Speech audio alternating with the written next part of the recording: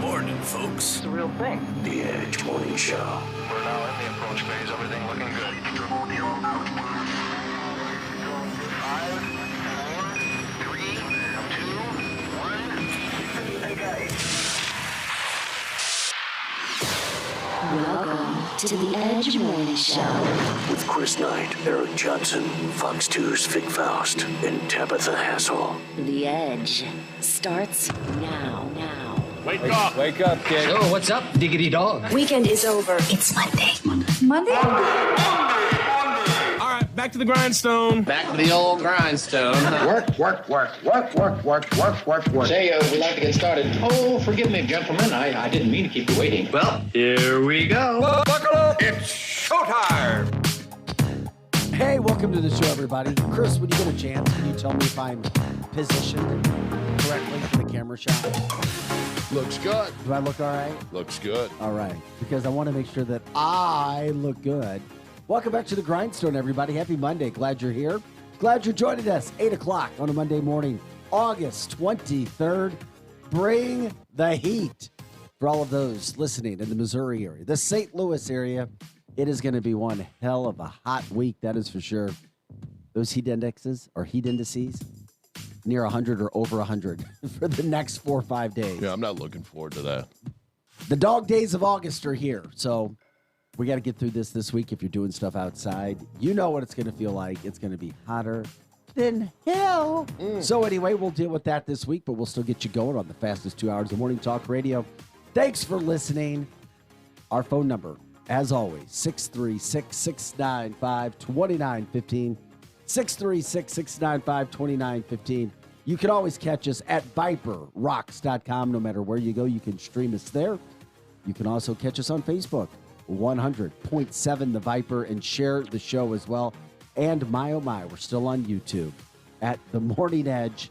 That's right, still there. Love you if you could follow us there as well, and tell people to follow us there too. Hope everybody's weekend was good.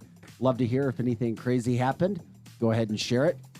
We appreciate that. Let us know on Facebook as well, and we'll get into the things coming up. Eric Johnson will be here shortly. Chris Knight is here, pounding his coffee. Tabitha Hassell, I'm Faust of Fox 2, but probably the most important thing of the day is a school shout-out that we have this morning. My daughter's going to school today. It's first day. Woo-hoo! How about that? Aw. Caitlin! That's right. First grade. You remember going to first grade? I do remember my The first first day. day. I do. Mrs. Williams was my teacher. I still remember. I do. But I'm not as old as you, so it's easier for me to remember that, Chris. Old as me? Yeah, I'm younger than you. Oh. Not. Caitlin, if you're listening, happy first day of school. We're glad that you love school. And happy first day of school for you going back. And I'm not trying to throw shade on anything, but fortunately for Caitlin, she's not going back wearing a mask. Yeah, but she has to wear a mask on the bus. Yeah. So if you're riding the that's bus, you have to wear a mask. correct. In school, it's optional in Fort Zumwalt. But So, that's okay. yeah. Yeah, absolutely. So anyway, is Caitlin, you think Caitlin's listening? I'm sure she is. I can see her grinning right now. We're here like, I can already hear her. Caitlin, have a good day. Go make the most of it. School is a good thing. That's right. And if you've got to be there, you got to make the most of it. That's what I always told my kids. So Yes. make the most of it.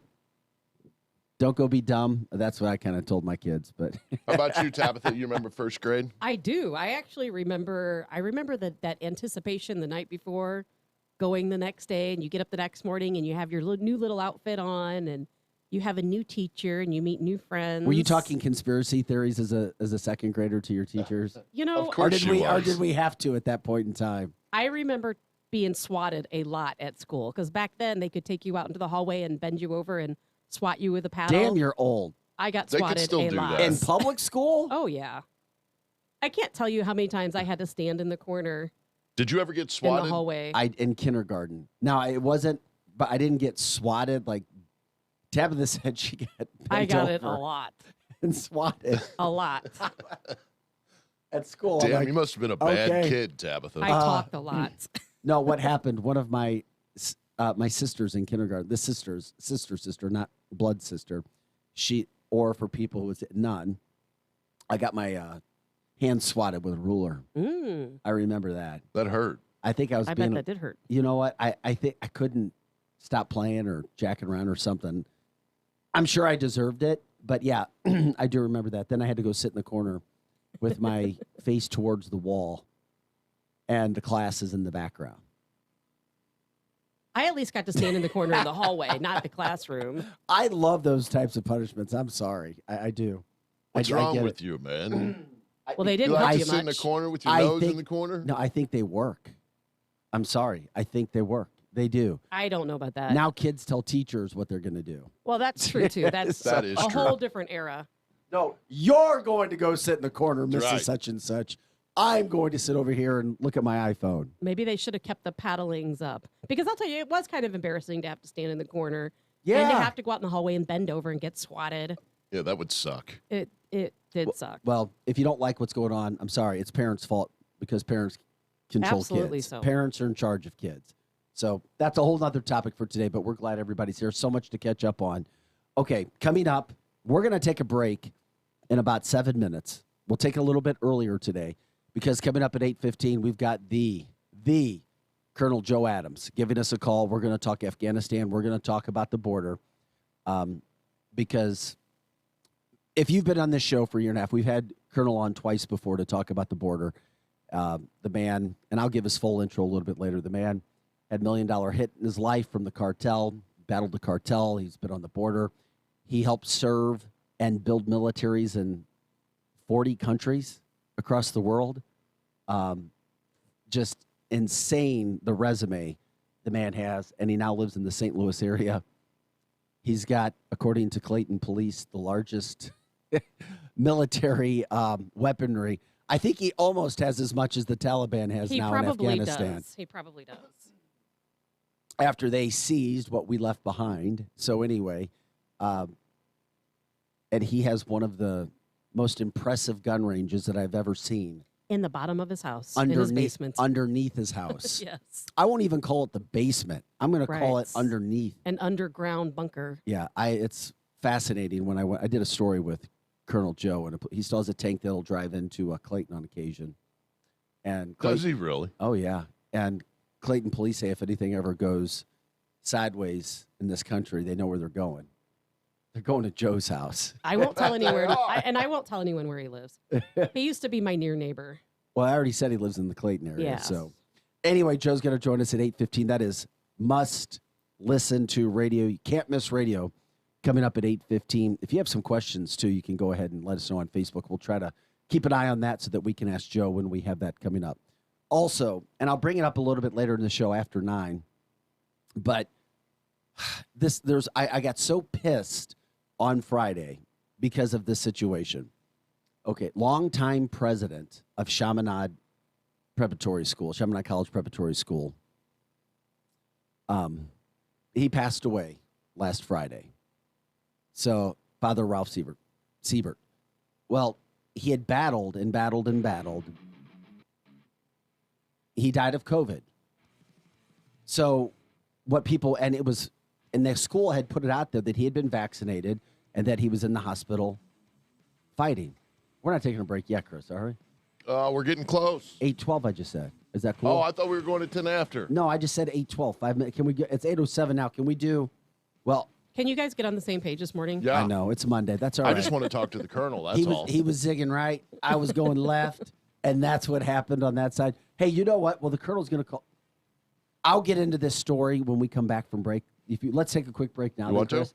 That's fine. Yeah, I'm all with you on that. We'll let people all get in there, share the show, remind people to get on. We'll have Colonel share the story from Chaminade about the father dying Yeah, I heard about that story. and being fully vaccinated. Absolutely. And all kinds of fights erupted apparently on my Facebook post about it. And that was not the intent. And we'll get into that. We'll break it all down. But anyway, share the show right now. We're just getting started on a Monday morning. Colonel Joe Adams, when we come back from the break, you won't want to miss this and his perspective. We promise you that much. Afghanistan, the border, you name it. Back with more of The Edge right after this. Who knows, Eric may even be here early. Eric Johnson, Chris Knight, Tabitha Hassell. I'm Vic Faust of Fox 2. Don't go anywhere. We'll be right back. 8:08.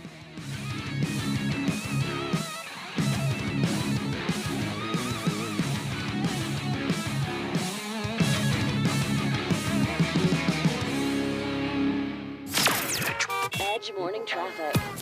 Good morning, Molly Rose from the Viper Traffic Center. So far, not a bad start to our Monday commute. I-70 drivers are at the speed limit at the 70-64 split. As you continue east, traffic is light on 70 through Lake St. Louis all the way to the Blanchette Bridge. No delays at this hour on highways 61 or 79. Moving at 64 from the 70 split over to the Boone Bridge. In South St. Louis County, traffic is slow on Highway 21 northbound approaching 270 from an earlier crash. I'm Fox 2's Molly Rose, and that's a look at your Edge traffic. The Edge Morning Show is coming right back. I said Chantilly lace and eggshell, not matte. Colby's interior design consultancy is floored with new clients. Wait, what am I looking at here? This looks like plaid. They need an admin with an eye for design and a knack for numbers. Okay, hey, Luke, take a look at this. Do those numbers look right? Indeed can help them hire great people fast. I need Indeed. Indeed you do. Screen for quality candidates with the skills your role needs with Indeed assessments. Visit Indeed.com/credit and get $75 towards your first sponsored job. Terms and conditions apply. Contractors Flooring Supply is your Mohawk Revwood Select dealer. This is water-resistant wood flooring without compromise. In stock with free underlay at just $287 a square foot. Contractors Flooring Supply has solid, rigid core, waterproof plank stock. They carry a huge inventory for the do-it-yourselfer, or Contractors Flooring Supply will do the installation for you.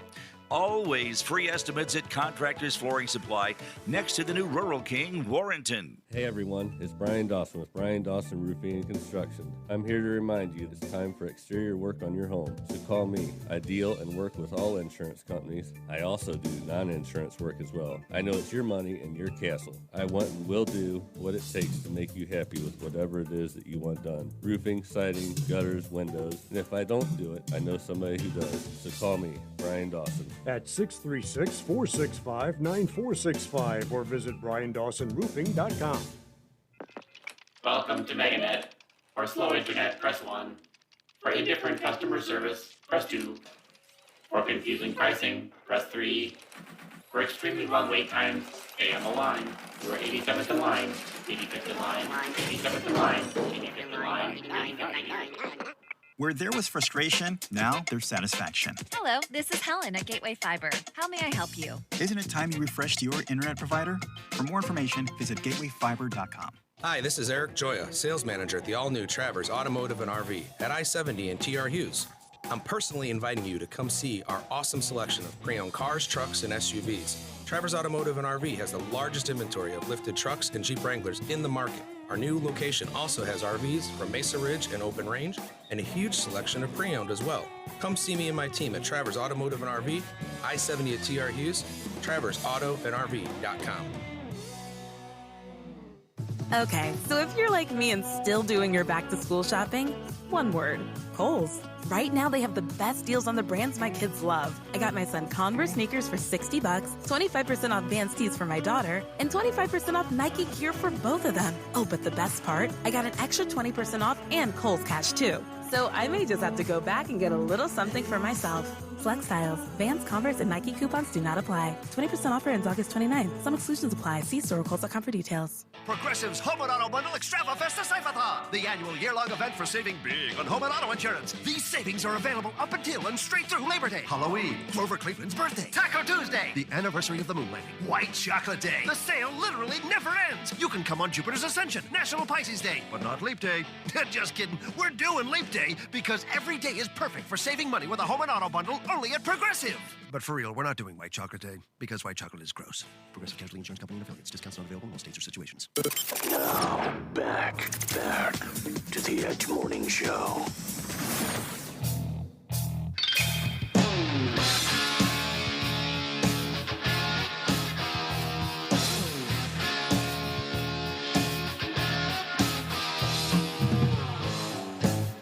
Hey guys, welcome back to the show. You're listening to The Edge with Eric Johnson, Chris Knight, Tabitha Hassell, and Vic Faust of Fox 2. Eric, can you say something or say hi so people can see your awesome shirt today? Oh, yeah. Just keep the camera there. M-I-Z, baby. I'm so ready. Z-O-U. Mizzou starts in 2 weeks, by the way, their first football game. So ready. I'm ready for football, man. September 3rd or September 4th. It's that Saturday. Yeah. Anyway, I'd love to see that shirt. We're getting into Colonel Joe Adams in just a second. You won't miss that, but real quick. Can we talk about PRL Saturday at Helen Fitzgerald's? I saw your whatever you proper to call him, your guitar player, Michael. Yeah. He posted some video. It looked like it was crazy packed. It was Tabitha. Was it packed? Tabitha It was there. beyond packed. Were there any masks? I did not even see. I did see one. We saw a Only Sam one. Page punching doll at the front. Everybody I had did to not punch see his that. face. I'm kidding. That's not true. I was like, what? I met your band member Michael. Okay. And his girlfriend. They are two of the nicest people. I wouldn't go that far, but Nicer they're than nice. Eric? That's Eric what they is said very about nice, you, Eric. but yes, they are nice. And I met Tabitha and some of her listener friends. They're listener friends, right? Well, two Or of your friends. the women that were there, I know one of them from other reasons other than the show. Mhm. But yes, they do listen to the show every morning. Well, I won't thank say you their for names that. because I know people like their privacy, but yes. Okay, cool. And it was great. They had a nice girls' night. They had eight females, beautiful ladies up there. And the giving story. us all a good name. So the story of the night: no mask, people had fun, nobody got injured, and they walked away, and we all had a good time. There you go. St. Louis County is back. Yeah. Okay. As school starts today, and we'll continue to follow that situation. All right. We've got to get into this right now because the situation has only gotten worse in Afghanistan over the weekend. It has only gotten worse. Tabitha, I don't know if you were keeping track of things that were going on there. Yes. But here's the problem that you have. Now you hear reports that we're going to have to be there, quote, longer. And it seems as if we're having to negotiate with the Taliban, and they're telling us what we're going to do. We won't be there longer. They won't allow that. I am so Unless pissed. we make a big this deal is with the them. this is the story since we've done this show, which is a year and a half now, that has made me the most pissed off. I can't tell you. We can come in here and debate COVID all day long, and I can get kind of riled up about it, about a kid putting a mask on to go learn some CRT stuff. What this story is just. Well, I am just and that's beyond why we pissed booked off our and guest, embarrassed. Colonel Joe Adams is now joining us on the line.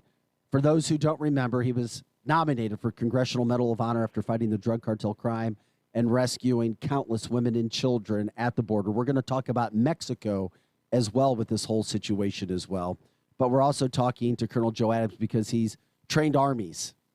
And I believe it was at least 40 countries. The man has done so much in his career when it comes to the military, and there is no more expert on Afghanistan than Colonel Joe Adams, and he'll explain it. Colonel, it's great to have you today. We always say thank you for your service. Good morning. How's your health? How are you and your wife doing?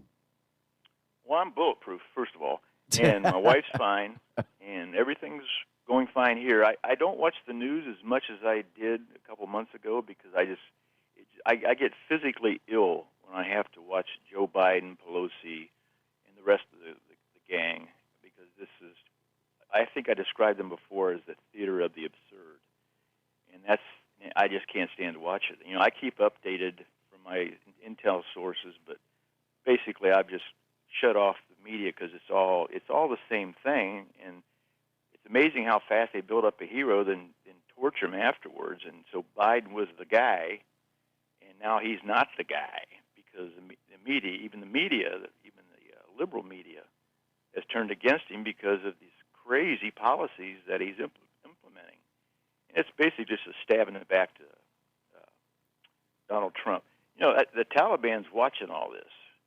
And when he started executive orders reversing Donald Trump's policies, a total 180, the Taliban are not stupid people. They have a think tanks just like we do, and they watch what we do and how we maneuver.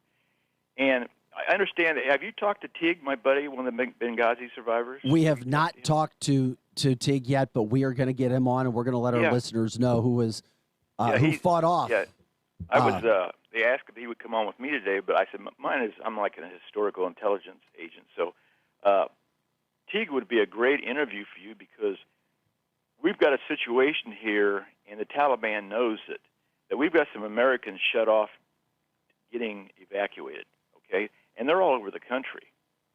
And they can't even get to Kabul, and once they get to Kabul, good luck getting to the airport.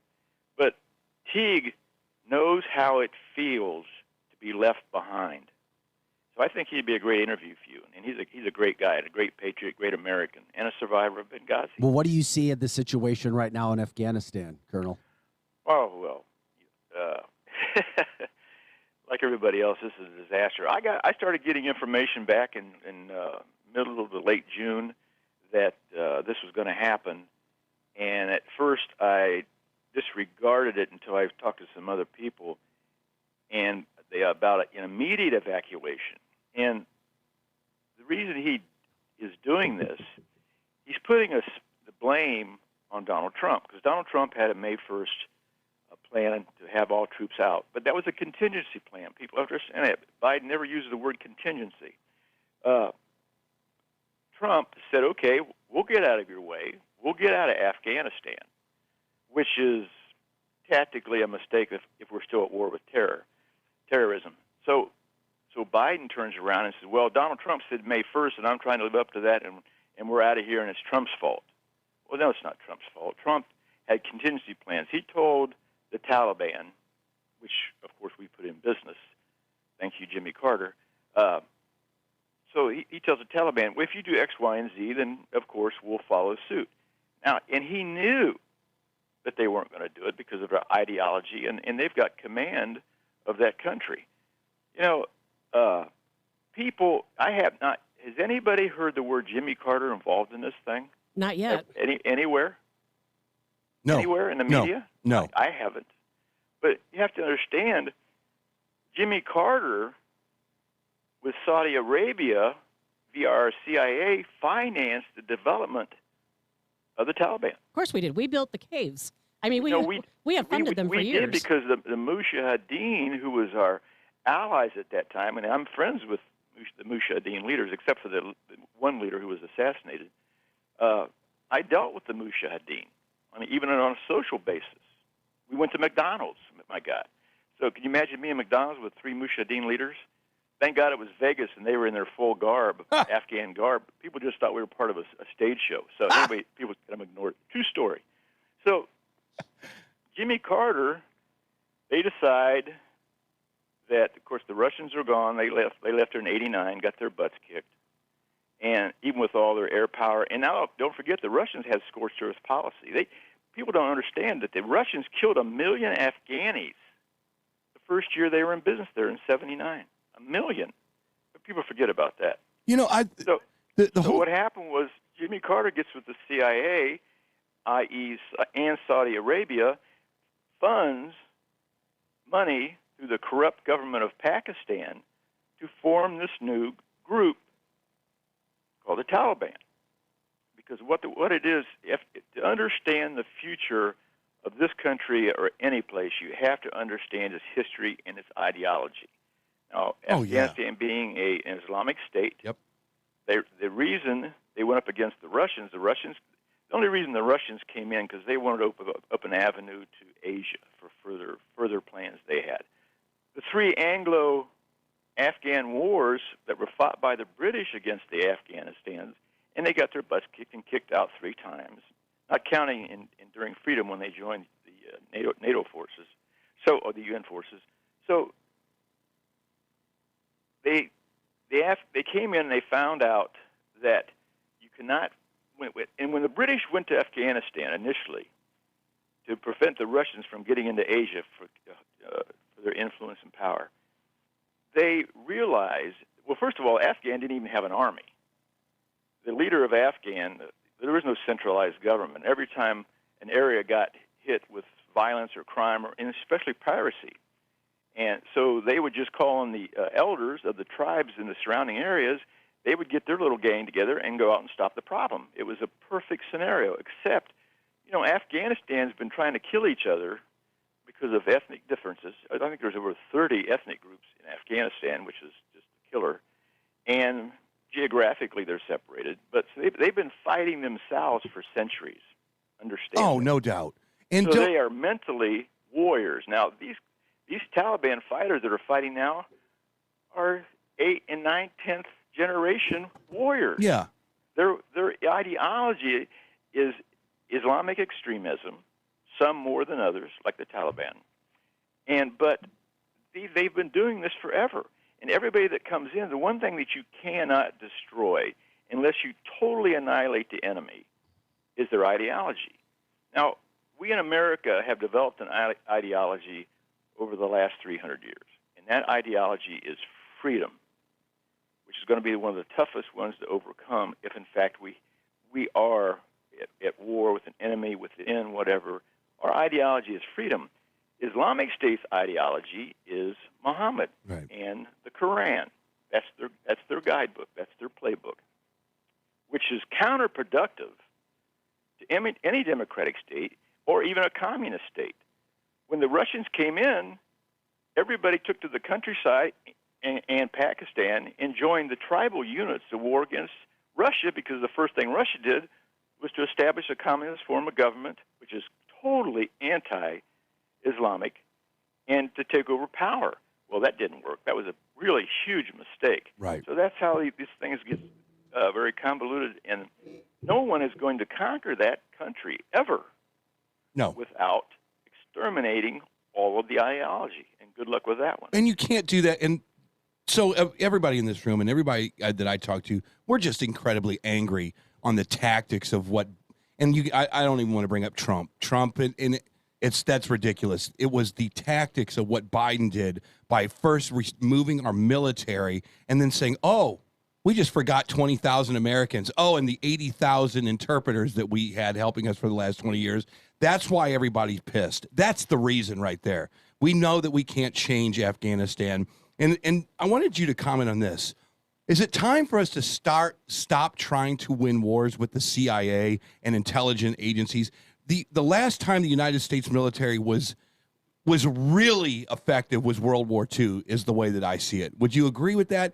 That they took the gloves off. Yeah, if we're going to do something as the United States military, we're not coming out until we have them surrendering. And by the way, Colonel Joe Adams, who we're speaking with, worked with the CIA and FBI and DEA. That's amazing. And I just think that if we shouldn't be ghost trying to win this thing. If we're going to do it, we're going in there with the shock and awe of the United States military, and that's it. I mean, is that the lesson learned here, you think? Let me give you an example. Okay, ideology. How do you destroy an ideology? You have to destroy the believers. Okay. You have to kill all the people, unfortunately. You have to kill them all. Okay, so talk about World War II. How did we finally bring the Japanese to the table and sign an ultimate peace treaty? Couple big bombs. Disarm. So boom, what did I just say? Incinerate. It took a nuclear weapon to stop the Japanese. Now, we were winning the war campaigns, but don't understand, most of those battles at before the close of the war were all suicidal battles performed by the Japanese. Their ideology. They wanted to die in battle.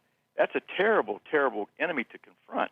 And it finally took the bomb to keep us from fighting them small battles to save our servicemen.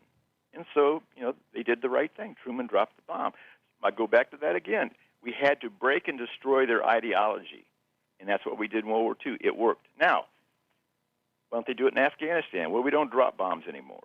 If you drop a bomb, you're a bad guy. Also, when we dropped a bomb in Hiroshima and Nagasaki, civilians were irrelevant. We had to crush them to save American lives. We had to crush them. And so the Taliban knows this. And so and the drug cartels know this in Mexico. So they surround their compounds and bring in women, children, wives, knowing we're not going to obliterate an entire area because of civilians. That's the gloves on. Now, I'm not talking humanitarian situation here. I'm talking military tactics and winning wars. Now, the problem with Biden is he's now come forward and said we were never at war in Afghanistan to establish a democracy government. What's the first thing we did?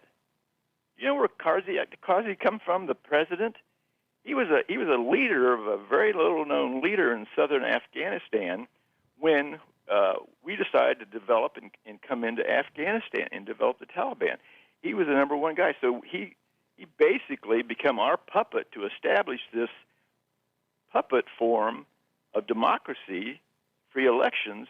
At the same time, he's supporting the Islamic State, which is counterproductive to that.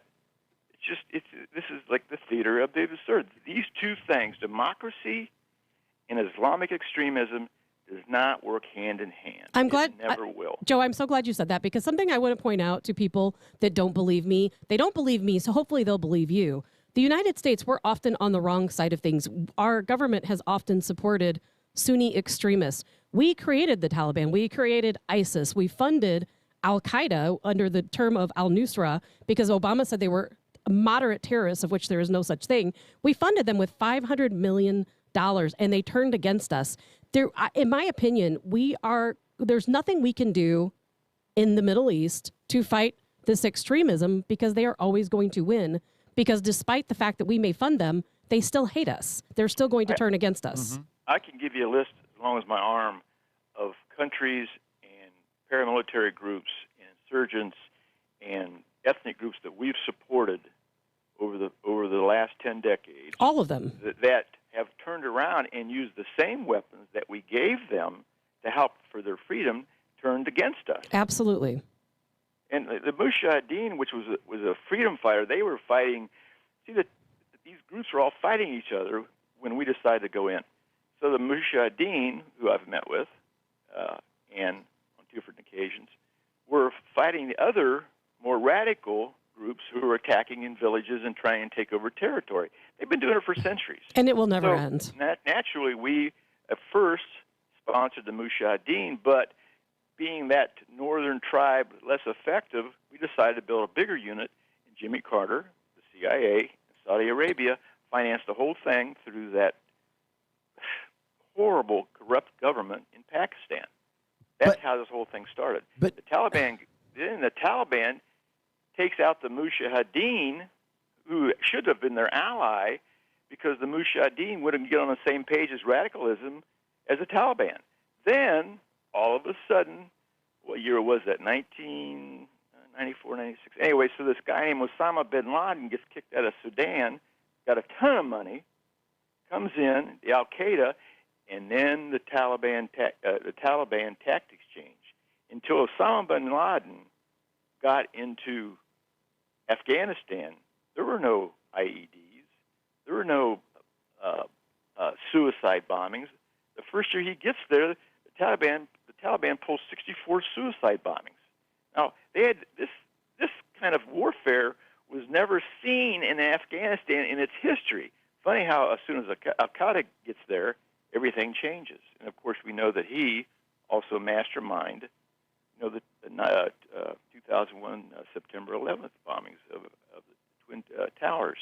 But Al-Qaeda changed the format of the war in Afghanistan. And, of course, we killed him. Now, I hate to see the comparison is when we finally killed Osama bin Laden, where was he? Pakistan. Of course. Okay. And Pakistan is funding the Taliban. Yeah, it's safe haven, and they knew he was there. And now they're still mad at us because we didn't ask their permission. Ha! Too bad. So, but anyway, when I got to thinking about that, then I see these crazy things that Biden's doing, and Biden's the front man on here. The buck stops there, huh? Really? And so, is the Democratic Party or whoever's running the White House? It's not Biden. Who's ever running this policy? Are they finished with Biden? Are they throwing him under the bus? I said that last week. They can always come back and say, wait a minute, it was Biden's fault. He's the president. Well, I tell you what, there might be a bigger game going on here than we think. Every time I see something like this happening, I wonder what the backstory is. Well, there is a bigger game, and I don't know, Joe, if you know this, but do you know that the Taliban, they are moving U.S. military equipment that they seized into Pakistan, and we have to wonder why they are doing this. We can't touch it. But it's always been Pakistan. It's always been Pakistan. Pakistan's involved in this thing. We just pay them enough dark money to the upper echelon of Pakistan to cooperate with us. They're fighting both sides. Well, Joe, where do we sit right now then with Afghanistan? Because here's the problem.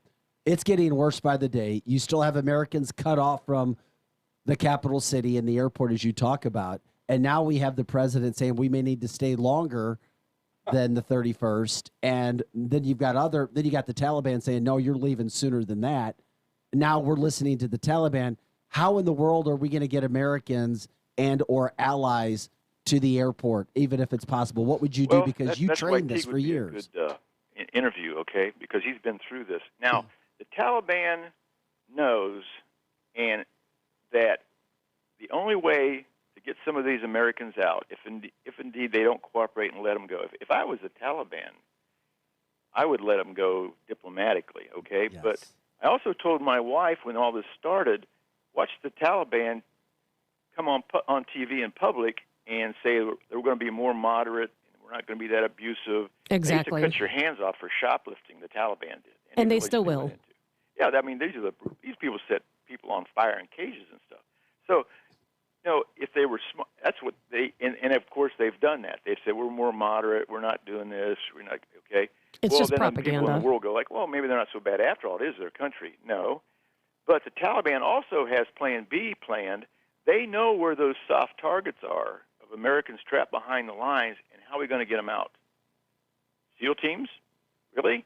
Well, guess who's got shoulder helds now, and even RPGs will take down those And night choppers. vision. The Taliban is watching them, and these people are getting on Zoom, getting on TV, saying, hey, I'm here, I'm trapped. They already know where they're at. The Taliban is setting up an ambush for aerial evacuation. No question. Oh, my, it's Jimmy Carter 2.0. I mean, on crack. Jimmy Carter on steroids. Yeah. And only Jimmy Carter got involved because Clinton was too busy chasing interns around the Oval Office desk. His life was in chaos. His drama. So he never was paying attention to what was developing in Afghanistan. Clinton was a non-compete. But then Carter came in, and these things happened, and that's where we are today. But Jimmy Carter's the one who set the stage for what we're suffering now. Well, at least on the Democratic side, I don't know that. I guess Republicans, they're a little bit more hawkish on this kind of stuff. You have Dick Cheney's of the world that want to go over and use all of our military might all over the place. It seems like it's completely off balance. I want to ask you this.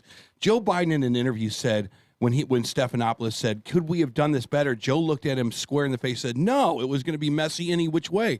Let me ask you, if you were the president of the United States, how would you have drawn us down, and how would you have gotten us out of Afghanistan, where it wasn't like this? The embassy, okay? Now, if I knew, and I'm just a civilian, I'm nobody, but if I knew in June something was coming that was probably detrimental to our leaving there, okay, then the embassy puts out notices. They know where these people are, and especially in a hostile country.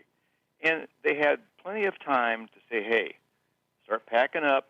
What would be the harm in saying, show up, pick up a bag, that's all you're taking, and we take them? Instead, they didn't do that. They just closed the door and said, get to the airport. Well, if you've ever been to Afghanistan like I have, that's not that easy. And in between, the Taliban now controls 90% of the countryside with our weapons. But here's the point. Now, Biden says we were never at war there to establish democracy. Well, that's a lie. So weren't we initially going in there? And I have to agree to this, okay? We initially went in there because that is a hotbed for terrorism around the world, and especially a threat to the United States, the big devil, us. So what happened to the war on terror? So by Biden pulling out of Afghanistan, and it's still a hotbed. ISIS is there now. I mean, all the bad players are in Afghanistan, okay? And now they've got their own country with nobody looking over their shoulders. They just can't look up. So is the war on terror over? It'll never be over. No, it's been amplified. So if we're out of Afghanistan, a big chunk of our war on terror is finished. No, this is horrible, Joe, because let's just look back at history. South Korea, we stayed in South Korea to make sure that North Korea, that war didn't happen anymore. Japan, we're still in Japan. We nuked them, and we're still over in Japan. Germany, East Germany, we're still a presence there.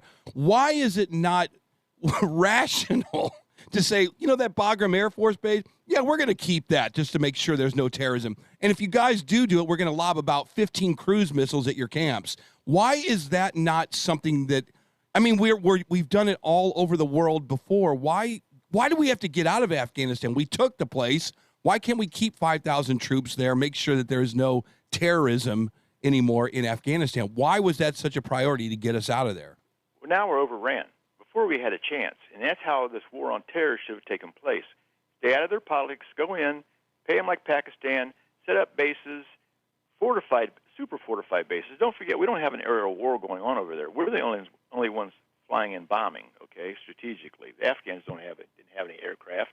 I mean, or the Taliban or the Al-Qaeda, none of those people. Right. Yet. So in satellite imagery, we knew where all the players were. That's how you fight a war on terror. It's your country. Just allow us to get the bad guys. When George Bush, and I'm sure that he's either sorry for this day or it was a setup. When George Bush told them after 9/11, within the same month, I think it was 9/11. I think on the 26th, George Bush told the Taliban that he demands that they turn over all the Al-Qaeda leaders immediately or suffer the consequences. You know what the Taliban told them? But no. But then, by the end of that month and the 1st of October, we have strategic plans now to invade Afghanistan. Well, of course. Hey, Joe. For the war of terror, war on terror. I think that I don't know what the answer here is. I don't know if you know the answer. Because the fact is, we cannot keep sending our troops to Afghanistan, Iraq, Syria, because we can never win against terrorism. We'll never win because we all know, or most of us know, that these people, the militants, they're interchangeable. They might be Taliban today, they might be ISIS tomorrow, they might be Al-Qaeda next week. It depends on who's paying the most money. And if we kill them all, which is, of course, impossible, that will just give rise to many other groups that are far worse. I don't understand how we can ever fight them. Because of the ideology. Okay, so what is the tactic, Joe? What is the tactic, like Tabitha just said? Let's say we get another 9/11. Let's say they get somebody in here, put a dirty bomb right in the middle of Manhattan. What do we do next? Do we go and annihilate whatever country we find out doing this? What is the deterrent for terrorism from this point forward? Right now, there is none. There is none. I was going to say it too. There isn't. No, any. Eric, that's why I said what I said. Because if we attack them and we kill them, more rise. No. People who are not radical right now, they become radical when we invade countries and when we attack them. And we cannot win against this. The only thing we can do is shore up our own country, close our southern border, stop letting the criminals and the terrorists across, because we have to protect ourselves. It's the only thing we can do. It seems to me like if you find out that there's another bin Laden coming out of Afghanistan, that our State Department, our executive says, you host one more of these things, and we're putting a 40-ton, megaton nuclear weapon right in your backyard, and it will be the end of you. It seems like that is the next step in all of this. There's more of them than us, Eric. It's incredible. That's the only possible stop. Joe, anytime you mention nuclear weapons, you're the bad guy. You just became a bad guy.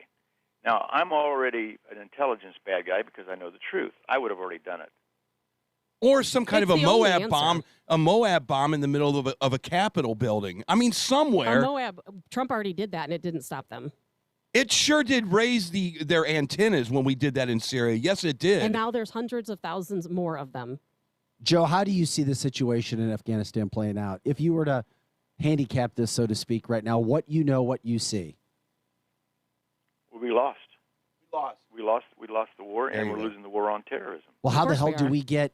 We lost. But how do you see us getting out of there? When do we get Americans out? Are we going to do whatever the Taliban says? How do you think this is going to play? It's up to the Taliban.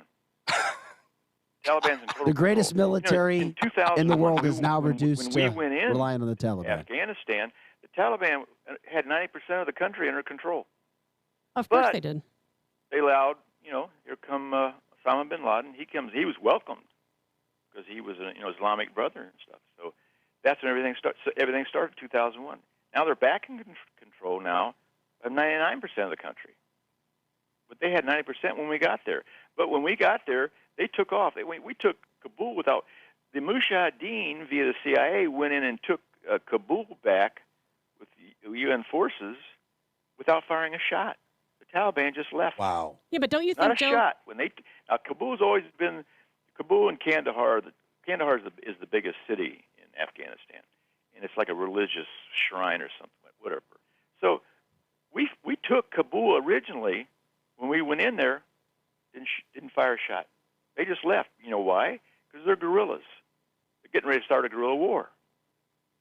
Yeah, without firing a shot. Anybody who's ever invaded Afghanistan, the one thing they have to do is take Kabul first. Well, that's We true. did it without firing a The shot. days of looking for, our enemy's uniform and our enemy's flags, those are over, aren't they? I mean, we don't go to war with, the Nazis anymore. We don't go to war with the Japan, the Imperial Japan army. We have to figure out how to do this thing without having our military in these places from now on, don't we?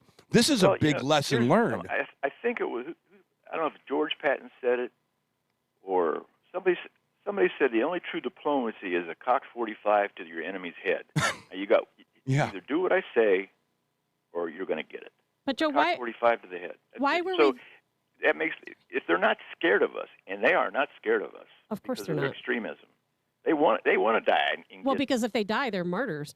But Joe, they're why martyrs. were we there? That's their whole ideology. Now, beat the ideologies. I mean, that's where the Queen of England sent in the colonial troops to Asia and occupied them, because there was a thing that she had called the burden of man, and if she thought it was her right to go into these third world countries and turn them into Christians and rehabilitate their social and ideology standards. Well, was she wrong? They got their butts kicked. Yeah, they did. Every time the British Army went anywhere involved in Afghanistan, including the fourth time with Enduring Freedom, they got their butts kicked.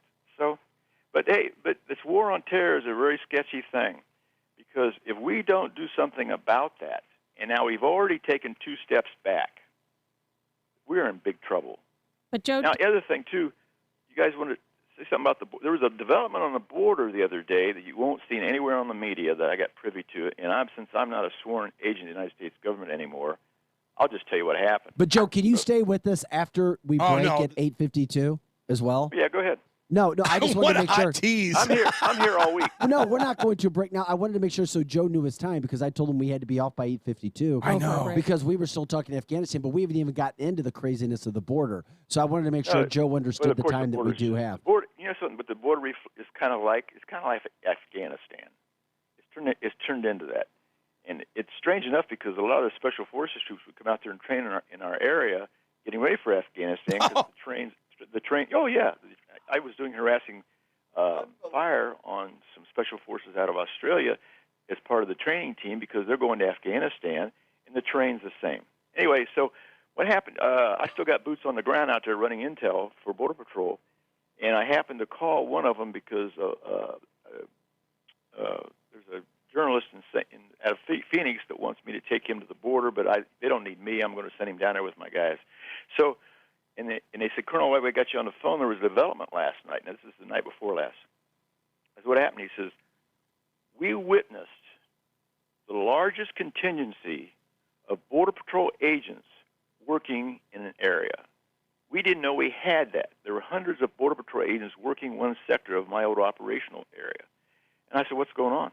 He said, well, I was heading out into the frontier, and I saw this, so I went down to the checkpoint that still exists that Biden hadn't closed yet, and asked the agents. They said, hey, did you get those smugglers out there that in what's with all the cars out there? I mean, hundreds of Border Patrol agents.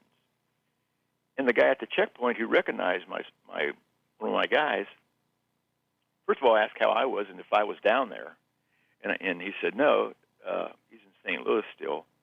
They said, well, we just arrested 100 individuals in one group. Now, that might not mean anything to you, but from my perspective, the Border Patrol's largest contingency operation ever since I've been out there in 2005 just happened. And during the arrest process, they arrested 100 individuals. This is 40 miles from the border. How does 100 people go overland to 40 miles deep in the border? So right away, they're yelling diversionary tactics. They sent so many people. I think that they muled them up there and put them all together for a distraction. That makes sense. For what? Because for what though? So they can with as many through. Border Patrol agents that were there, 100 plus. That means the entire rest of that frontier for 200 miles is wide open. Oh, exactly. And Joe, I know that people in Afghanistan know how to enter the U.S. I actually know a guy right now a young guy who's in Afghanistan. Now, he's a medical student. He is not a terrorist by any means. But he just told me yesterday that he is going to come to America illegally. He is going to travel through Iran, cross the border into Iran, and then they have transport that will take them down to Central America, and they're going to come up the corridor and into the United States. And that's exactly what they do. They divert people so they can come across. Now, he's a good guy, but guess what? There's a bazillion bad guys who are getting in, and we have to shore up our southern border. Well, we haven't talked about that, but now I'm not racially motivated. I'm not ethnically motivated. I just observe, report, and dissect intelligence information. We're going to take the preponderance of these refugees from Afghanistan, okay, in an emergency situation. How many of those people are either members of sleeper cells or sympathizers or recruitable by the Al-Qaeda, ISIS, once they get here? You have to understand, if you're a Muslim and you're approached by the extremists and say, join or die. And they will. They will. At every mosque, there is at least a person who is radical. What does that level of terrorism look like in the United States? Because you have the United people like us, how does terrorism get absorbed into this country? Do they have one bomb that goes off, one big show, and then we clamp down? What happens when they're not flying in from Saudi Arabia in airliners into our buildings? What does it look like when they're actually absorbed into the communities here in the United States? Well, we have Islamic extremist training camps right here in the United States. Now, people forgot about that, and they've been going on for 10 years. They're here now. Yeah, they're here now. They have properties. They brought properties. They brought huge estates, huge farms, and they're training right here in the United States.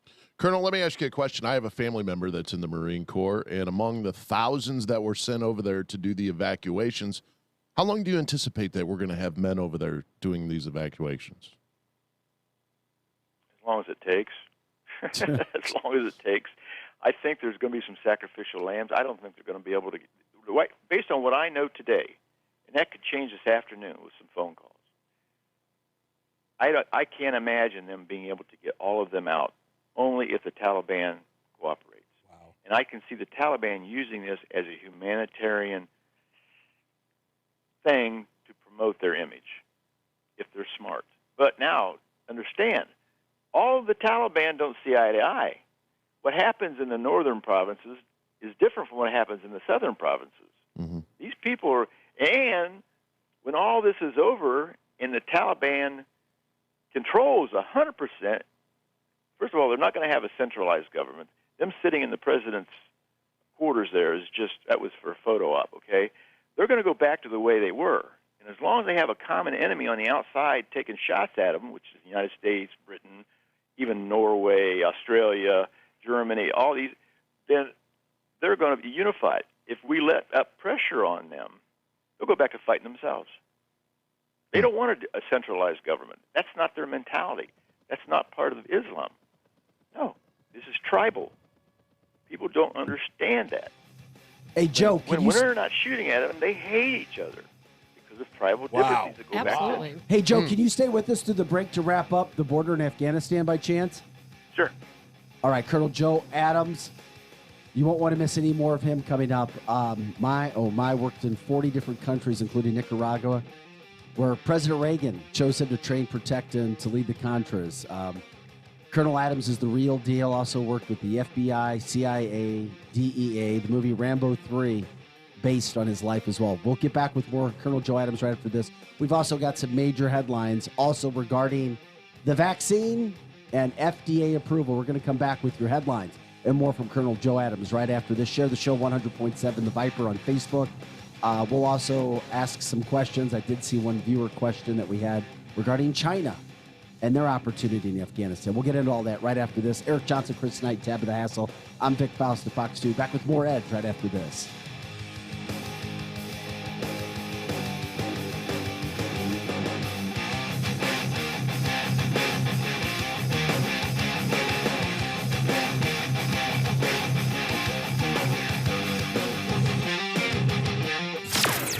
Edge Morning Traffic.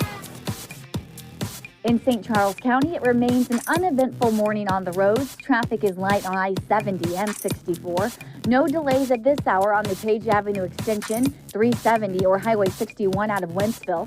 A crash 6440 westbound near Hampton is causing slowdowns for drivers in the city.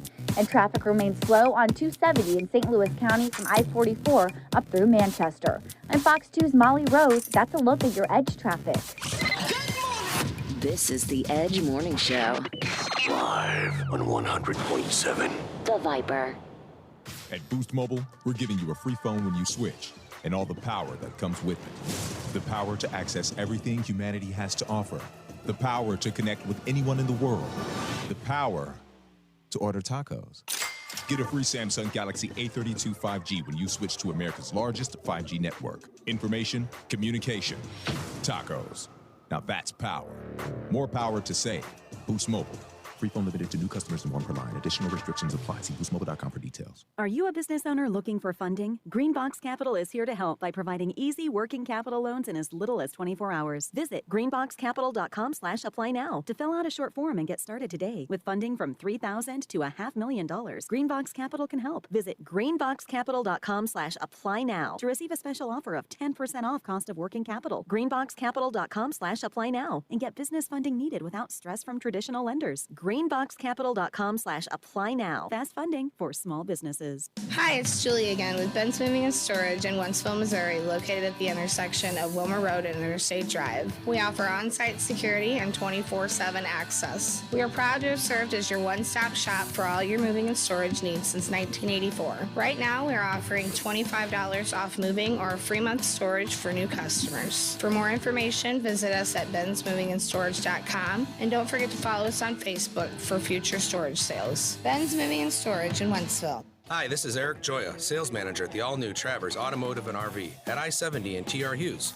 I'm personally inviting you to come see our awesome selection of pre-owned cars, trucks, and SUVs. Travers Automotive and RV has the largest inventory of lifted trucks and Jeep Wranglers in the market. Our new location also has RVs from Mesa Ridge and Open Range and a huge selection of pre-owned as well. Come see me and my team at Travers Automotive and RV, I-70 at TR Hughes, TraversAutoandRV.com. If you want the best, don't settle for the rest. Come to F&S. F&S Collision Repair provides the best customer service, quality of work, paint color match, and paintless dent repair. They do it all. No job too big or too small. Just what your car or truck ordered. F&S Collision. Call today to schedule your appointment and get that car repaired. F&S Collision Repair. Now another hour of the Edge Morning Show on KFNS Troy St. Charles. The Edge Morning Show. Midnight Auto Supply in St. Peters carries a full line of automotive parts and paints. They're a PPG Platinum distributor of automotive paint and industrial coatings and auto body shop supplies. For over 40 years, your hometown auto parts store is Midnight Auto. Stop in at Midnight Auto Supply in St. Peters, just off Mexico Road, 447-4000, 447-4000, on the web at mid-niteautosupply.com. Good morning, privates! Good morning, Drill Sergeant! I mean, seriously, what a pleasant morning. The sun is shining and the birds are chirping. You seem to be in a good mood today. Astute observation, Private. Astute. He's probably happy because he found out Honey Nut Cheerios can help lower cholesterol as part of a heart-healthy diet. So, in lieu of the obstacle course today, I propose a nice meditative nature walk. Does that sound delightful to everyone? Yes, Drill Sergeant! Have a change of heart with Honey Nut Cheerios. Learn more about Honey Nut Cheerios by picking up a box at your local store. Viper weather with legendary chief meteorologist Dave Murray. Hi, this is Viper meteorologist Dave Murray. Here we go, a new week, and it is all about summertime. On this Monday, partly sunny, a fast warm-up. It's hot, it's humid, maybe an isolated afternoon thunderstorm. Let's not worry about it.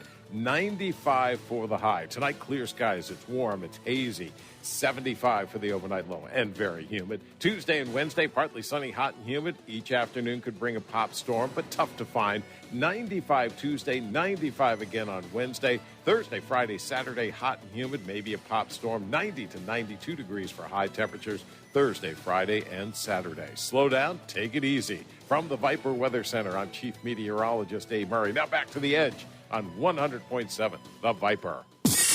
River Electric, a Touchstone Energy cooperative. Edge Morning Show. Local headlines now with Fox 2's Vic Faust. Hey guys, welcome back to the show. We're going to get back to Colonel Joe Adams in just a moment to continue Afghanistan and the border. But we have major breaking news that happened in the last 15 minutes. As expected, as was reported over the weekend, the FDA approving Pfizer's vaccine as a non-emergency vaccine. Now it is accepted 100%, which means the vaccine mandates are probably coming right after this. It's a major topic. We'll see where it goes, see about the other drug makers, when they will get the FDA approval. It's here. It is here now, and it is a major situation. With that being said, COVID hospitalizations reaching 636 in the St. Louis area. We'll continue to talk more about that in the second part of our show coming up today as well. But that is big. St. Louis area schools and St. Charles County schools, the metropolitan area for that matter, getting back to school today. Of course, mask mandates in many of those schools, including St. Louis County, still in place. The first city in the state of Missouri, by the way, to get at least 50% vaccination is Joplin, but St. Charles County is right there along with Franklin County and St. Louis as well. The Cardinals only won 1 of 3 games over the weekend to the Pirates. They had a chance to really make up, but this is what the Cardinals are. And we've said it from day one. And when I say it, oh, you're just negative, Vic. And I'm like, no, this is the Cardinals that we have seen and gotten to know. Unfortunately, that's what we have right now. Unfortunately, a man was killed after a truck breaks down in traffic on I-44 downtown, people getting out to help. And that's what happens. People end up getting hit. Another successful weekend for the Bommarito Automotive Group 500 over Worldwide Technology Raceway. Congratulations to John Bommarito and crew. You've also got national news, too, right now, where economists are very afraid over what they call the inevitable collapse in U.S. home prices. It's not a matter of when or if, it's a matter of when. And that's a look at your morning headlines. I'm Vic Faust.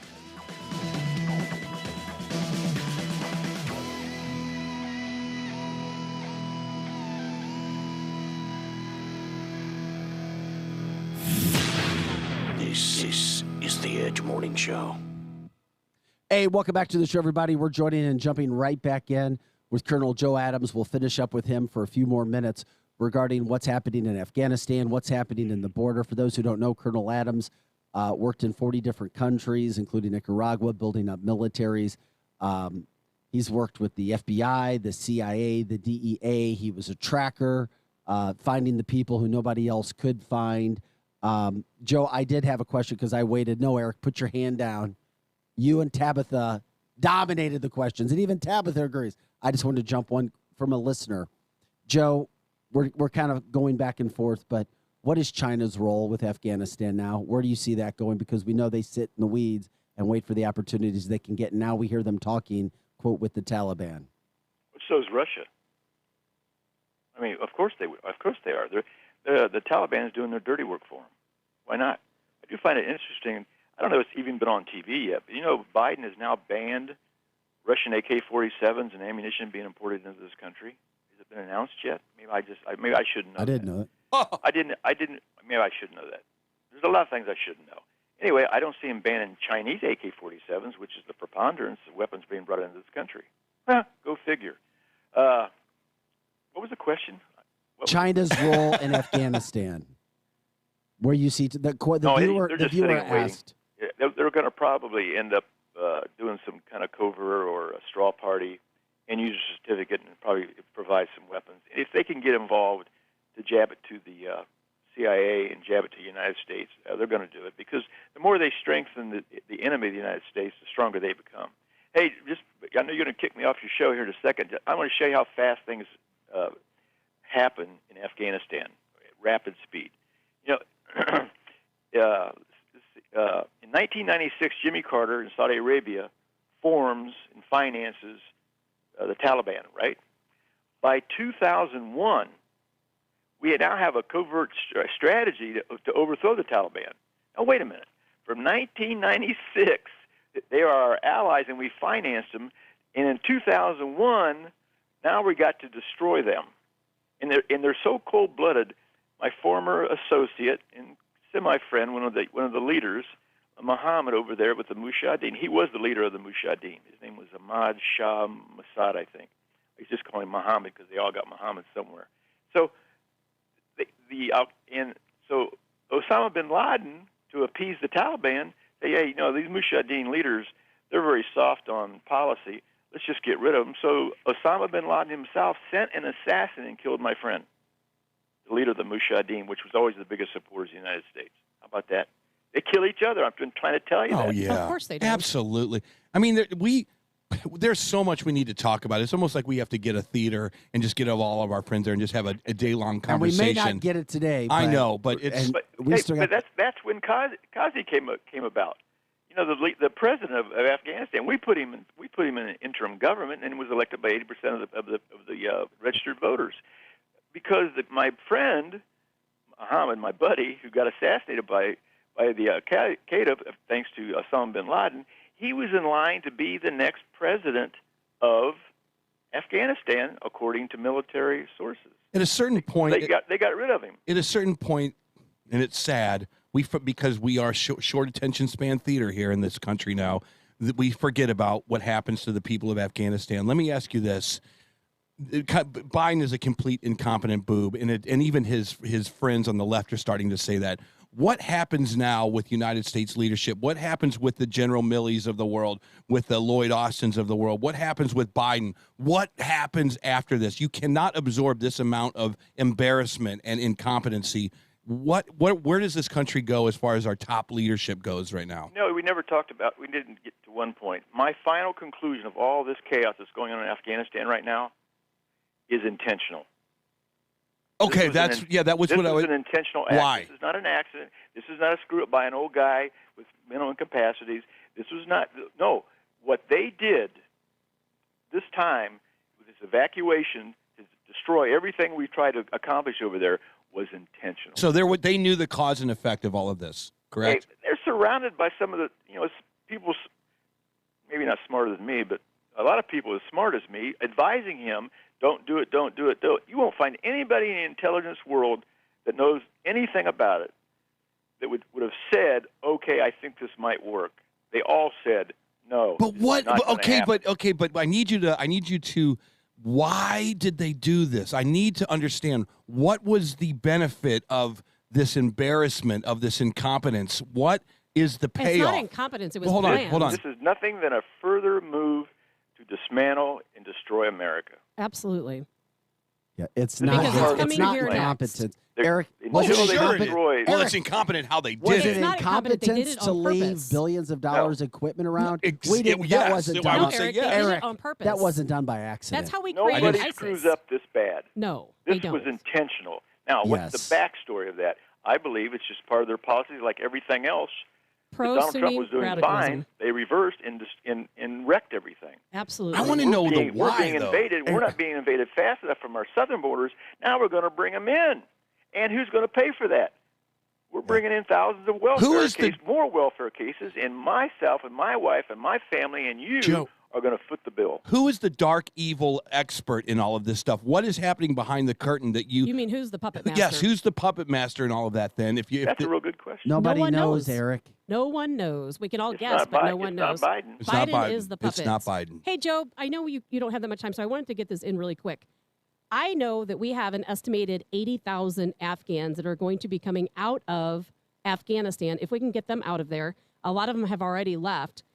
But I want to talk about the vetting procedures, because we know what happened in Syria, that a good portion of the people who were allegedly vetted and left Syria ended up going over to Europe, where they are now terrorists in Europe. I really worry that's going to happen in Afghanistan, because people don't understand that when you have, 83,000 people and the majority of them have Mohammed in their names, that it's really hard to vet them when they all have the same names. Don't you think the Al-Qaeda thought of that? Of course they did. I just told you about the big diversionary attack that happened on the border, so God only knows what's really going on. That was a diversionary attack. You don't give 100 people that occupies all of the border patrol. This is a diversionary tactic. They're getting more people into this country that would do us harm than ever before, just because of Afghanistan. And I worry that we're going to be fighting the same battle Afghanistan is now, right here in our own country, if we don't do something about it. That's what he just said. I know, but I feel that our government under Biden, which is a regime, it's not a presidency, it's a regime that took over by hostile actions this country. And that's what he just said too. I think that's what they want in this country. You I think think? they want us in that battle. The more confusion here, the more powerful they become. Yep. Absolutely. It makes 100%. Americans are going to die. Joe, that you're next because you are way more on the inside than we are. Please try to find out why and what is going on behind the scenes. Seriously, we can't. I mean, we don't. Hey, hold Joe on a just second. told I just us saw what's a black going on. helicopter land on my Exactly. driveway. Thanks a lot. Run, or get that tank out of the garage. One of the two. It's already pointed out now. I used to back it in. I used to pull it in. Now I back it in because it's easier to get out fast going straight ahead. Awesome. Hey, Colonel Joe Adams, we love you. Thank you for taking so much time with us today and trying to educate our listeners and viewers in regards to what's going on in Afghanistan and the border. I am curious, is there a way that people and listeners and viewers that we have right now can keep in contact with you or social media, anything? I knew the answer to this was no, but I had to say it so that they knew I did ask. Tell them to just if they need to inquire about some questions and things. I get 150 emails a day already. I can't take any more. I don't get paid for doing this, by the way. You guys are on salary, I'm sure. I don't get paid for doing this. So Starbucks. If they contact you and you want to bounce questions back at me or for another show or whatever, or any kind of questions, even about of course, we announced last time, I organized a Missouri militia. I've got a brand new Missouri militia that I organized. I took the same format that I used on the border for 12 years, southwest border, and I've moved it to Missouri.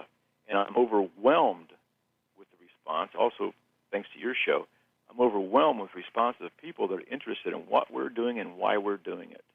And this is an example of why we're doing it. Exactly. It's our only option, Joe. We have to have militias like what you're forming if we want to protect ourselves, because people don't like to hear it, but it's past our doorstep now. It's coming. When it comes right down to it, you're on your own. That's right. And boy, is that direct, and it's scary at the same point in time with the life that Americans have gotten so comfortable to live here. That is for sure. Yep. I know they got their head in the sand. In the meantime, I hope you have your mask, Joe, because that'll keep you safe from everything. That's just a control tactic. Yeah, really. Yeah. Right. Mine's camouflage. Yeah, I know. Joe, the first thing I did, when this started, I told my mother-in-law, who's a seamstress, I said, hey, you need to start making these in different colors and stuff because it's going to be a fashion statement. And the first one she made was me, a camouflage one. Joe, I got one last question before we leave, and it's from our Facebook line here. You can answer it, or yes or no. It doesn't matter to me. Did the colonel get the vaccination? Oh, yeah. Oh, let me comment on that. I got to comment on everything. Just mention any object in the world, and I've got to comment on it. Hey, when I was in the Marine Corps, they lined you up and walked you down while they shot these guns in your arms with all kinds of inoculations. Okay, my yellow chart from inoculations hits the floor and goes out 5 feet. Okay, you name it, I've been inoculated, at least tried to be. So since when are you, and you can be court-martialed for getting a sunburn. You know that? Because if you become non-operational because of your stupidity and getting a sunburn on the beach talking to some airline stewardesses in San Juan and Puerto Rico when you're off duty, I never did that. Yeah. So you could be court-martialed. But now the troops have a choice. Do I take the vaccination or not? If you were with me in the Marine Corps and you said, sir, I refuse to take that inoculation, you would go to the jail. You are a property of the United States government. True story. You do what they say and you go where they say and you keep your mouth shut. And they tell you need this inoculation, you take it. That's common military sense. Since when do we give our personnel a choice in the military? If you don't want to be a soldier or a Marine, a sailor, a Coast Guard, and do it our way, get out. Okay. All right, Joe. Fair enough. Hey, Joe, we love you. We're going to send a car for you next time, man. We're going to get you in studio with us. How about a helicopter? We got one of those, too. Or I know where you live. I might just show up at your door. So be careful. Yeah. You mean they wouldn't like it if we sent our helicopter over there? No, they're used to that. Yeah. I landed one here a few blocks from here, and all the police, because I landed in a kid's playground, and it was a shortcut home. I finished with the helicopter for the day. I said, just do me a favor, just drop me off at the house. They said, I'll "Yeah, stand on the man, I skid." There's a playground a couple blocks away. So as I land, here comes the police. I mean, they got like, why is a helicopter landing in a child's playground? So I can walk home from there. So That's great. Like as I get out of the aircraft, the police are approaching the helicopter and go like, "We should have known. We should have known." And they all just got in their cars and left. I thought that your local police know who you are. That's what I'm saying. Yeah, I They was didn't know it was in a joking. helicopter. They just wondered why we were landing in a playground. It was an Apache helicopters. They should have known. Well, no tail numbers. Yeah. Right. No lights. No nav lights. Well, Joe, Eric wasn't kidding. We do have a chopper for the station. So, Okay. we flew an actor around in it. Hell, we should fly a former Absolutely. colonel in it. Yeah, just fast rope me out of here. I'll do it. I've done it before in several different languages, so I can do it here. Oh, my God. We'll make it fun for you. We'll make it a bungee cord, and you can bungee. Hey, Colonel, oh, man, Don't put any knots in the rope for better grip. Those things really hurt you when you're going back down. Oh, I can't even imagine. Colonel, hey, how many bullets have you taken in your life, really quick, before we get out of here? How about times I've been shot? Yeah. Twice. Okay, that's it. Wow, and all of that. Yeah. Wow, wow, wow. I got kind of a bayonet wound. I actually jumped into a foxhole, and we had thought we had alleviated the threat, and there was a little scared guy out of ammunition with a knife and a bayonet, and I basically stabbed myself because I jumped in the dark and I got poked. But other than that, I've only been shot twice. Only. With how many conflicts he's been in? That's incredible. I guess. I have no idea. I've got 5 deployments on 4 continents, not counting all the dark ops operations we did. Of the very successful operations, the ones you never hear about. Of course. I think we should. I've fought in wars you never heard of. We need to do a show just on the topics you can't talk about. Could you imagine? Eric, do you realize what you just said? I know the topics he can't I know. talk about. And so, if I told the truth, there might be a few people that are still alive that might have some problems.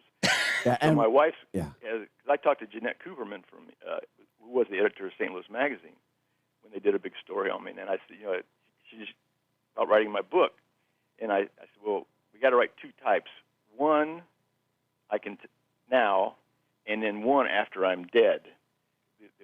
The real version of what happened.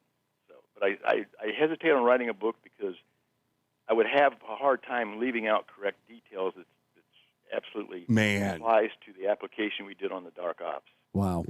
Joe, we love you, man. Thanks again for your service, and we'll stay in touch. I look forward to catching back up with you again, all right? Hey, thanks for having me on, okay? We'll do it again. All right, Colonel Joe Adams, the one and only. Have a great day. And, of course, sorry you can't keep in contact with Joe. He keeps things private. And I have seen a page of his emails when I was at his house.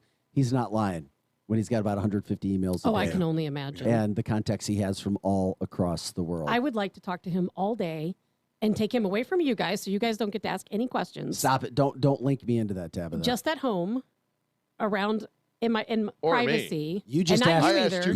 Not You either. asked more questions than me. But by he- far. You asked more questions than I First did. of all, I did ask questions, and Eric, you didn't give him that much chance to respond after my questions because you piggybacked on mine. So I'm going to go find him. Well, I just thought I would and I'm gonna go talk resolve to what you were him trying to say. myself.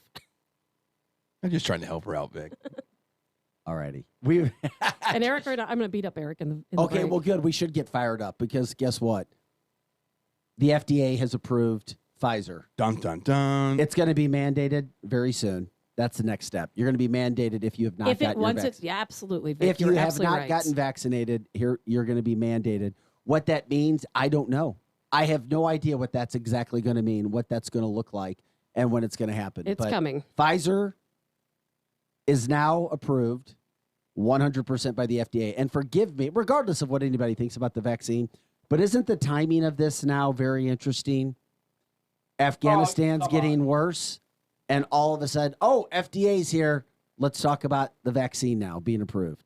They must think that we're a bunch of cats and they have a I laser don't know. pointer. Maybe it's just me. No, it's not just you. But being in media, this is a media story, and I'm like, interesting. No, it's not timing. just you. It's not just you. We haven't resolved Afghanistan. There's 20,000 Americans, of which a percentage of them are going to get killed. Great question. Is the flu shot mandated? No, it's not. There's not one damn thing that's been mandated that since I've been alive. But they're going to, I do believe they're going to mandate the COVID vaccine either to What schools, does that mean? to kids. But Eric, the reason they don't mandate the flu shot, but guess what? They also don't have lockdowns and make us wear masks. Yeah, you said over that. the flu. You said that about 6 months ago. Exactly. with So there's kids. no question that it's going to become part of one of the regular inoculations that kids are going to receive. Well, you know what? In the defense of all of us that have been in this room, you have all walked into a public school since 1960 whatever or 50 whatever, and you had to have a record of multiple shots to get into that school. I don't know what they were, but my arm still hurts from them when I was going to the Parkway School District. You're a little bit older than I am. You probably got the smallpox vaccine. And the Is that mumps correct? and the measles I mean, and I the received a lot of polio them. and the blah, blah, blah, blah. Yes, I never got the smallpox, the one that leaves a scar on your I'll arm. tell you what, I do remember. I went to a hospital right off of 270 when I moved here to St. Louis, Missouri, and that doctor brought in 6 needles. To this day, I remember it. Some 5 years later, because I was 5 years ago, I had to get shots to go to the Parkway School District, Belle Reve Elementary School. Well, you're still alive. And I'm still alive. So where are you going with this? Okay, so where I'm going with this is, even though that you think this is a barbaric procedure to have your kids inoculated. Maybe some may. Okay. I'm going to play the devil's advocate, and I fully expect that Facebook will start slamming me any second here. That is a part of doing business when you go to school in a public school district. Then It is answer what this it question, is. Eric. Go Answer ahead. this question. Sorry. Why would anyone be mandated to take the COVID vaccine when it does not stop infection or transmission? I don't know the answer to your question. 98% of people are not going to have severe or even moderate symptoms. So they're going to mandate every person Over the course of this to take weekend, a vaccine that helps no one. Over the course of this weekend, 2 friends of mine are now dead because of COVID Delta. Would have a vaccine they helped, were or told would it they not had have? Delta. Yeah. Well, they were. I don't know if they were told they had Delta. It seems to be the prominent. No, but see, this is the problem with Okay. media. Sorry. They didn't know, and here's why. The only way you're going to know if you quote had Delta is if your sample was sent off to the CDC, and then the CDC contacted you back personally within 2 to 3 weeks. Then I retract. And told you that you had Delta. I retract. I don't know that it's Delta. It just seems like every time I see Chris Renier, No, but you're right. That's the Chris, prominent no, thing. you are exactly right, Eric, because everybody thinks they have Delta, but no, Right. but very few people understand how you actually find out. Right. And one of that's not your fault. Right. One of the 2 in response to you, Tabitha, was fully vaccinated. Okay. 2 people, one fully vaccinated, one not fully vaccinated. Then answer my question. I don't know how to answer your question. And it's not directed at you. I'm just saying people who believe everyone should get a vaccine, I want to know why. Who exactly is it going to help? I didn't say that. I said, know, and I'm not I aiming said that at the you. school boards of this country have the right, or we've given them the right for the last 50, 60 years to inoculate our kids. Why? What's if you have And maybe we should take away that right. Maybe. I don't know. I'm just saying that there is precedence behind this. It's not like this brand new thing of inoculations. As a matter of fact, we all in awe listen to Colonel Joe Adams say that if you're in the military, you are our property. We will put into you what we want to But put he into didn't you. say he didn't say I love it and I agree. He just said if you're in the military, you do what you're told to do. Exactly. Right. And it's the same with kids going to public school. I think that if you go to some kind of an incarnate word or something like that, maybe you're not supposed. You have a different choice. But if you go to a Parkway School District, Yeah, but Eric, my point is that the vaccine is not going to stop kids from transmitting COVID to other kids and to teachers. Yes. So what is the point? But that's not part of the public discussion in our public media. You never see Channel 5 come on. You never see the anchors come on Channel 5 and say, hey, the inoculations that you're getting, they're not 100%. As a matter of fact, you might die. That is never brought up in the teleprompters or at the St. Louis Post-Dispatch or at the Riverfront Times. These people, if you're not vaccinated, they are shaming you. Okay, Channel 4 is doing the same thing. So, I mean, the thing about it is we do have the ability in this room to see. As a matter of fact, I just saw yesterday a friend of mine, a German doctor. I don't know if I sent this to you guys or not. You did not. He sent an autopsy of someone that was fully inoculated, never had COVID, by the way, but they were fully inoculated. They passed away, and there was massive inflammation in every single organ in the body. Well, where did that come from? But COVID causes that as well. Well, then, okay, then you've just added to the confusion of the story. And I think that when you get the vaccine, we know it has dead virus in it. At least that's what they tell us.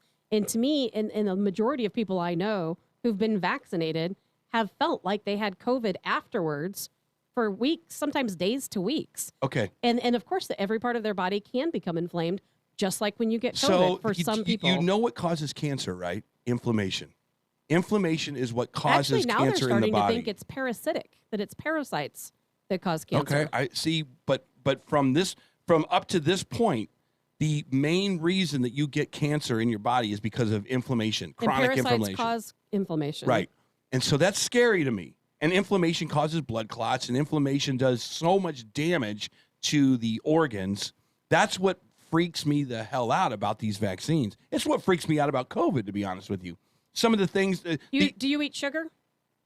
Not a lot. No, I'm very conscious about sugar. Because sugar causes severe inflammation in the body. Correct. And it makes COVID worse. Right. If people have COVID or think they could get COVID, they want to stop eating sugar because sugar causes inflammation, which also can cause, like you said, leads to cancer and a lot of other illnesses. How do you know that, Tabitha?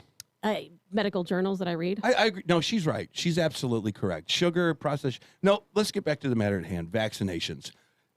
Over the weekend, I'm starting to see, I think that this has to, and I'm begging on my hands and my knees, the media needs to start to say, these deaths were COVID-related with fully vaccinated people. That has to be part of the new narrative. I think Vic would agree with you. And we talked about this last week. I think I brought this up, but I think it was right before you got here. Here's the deal.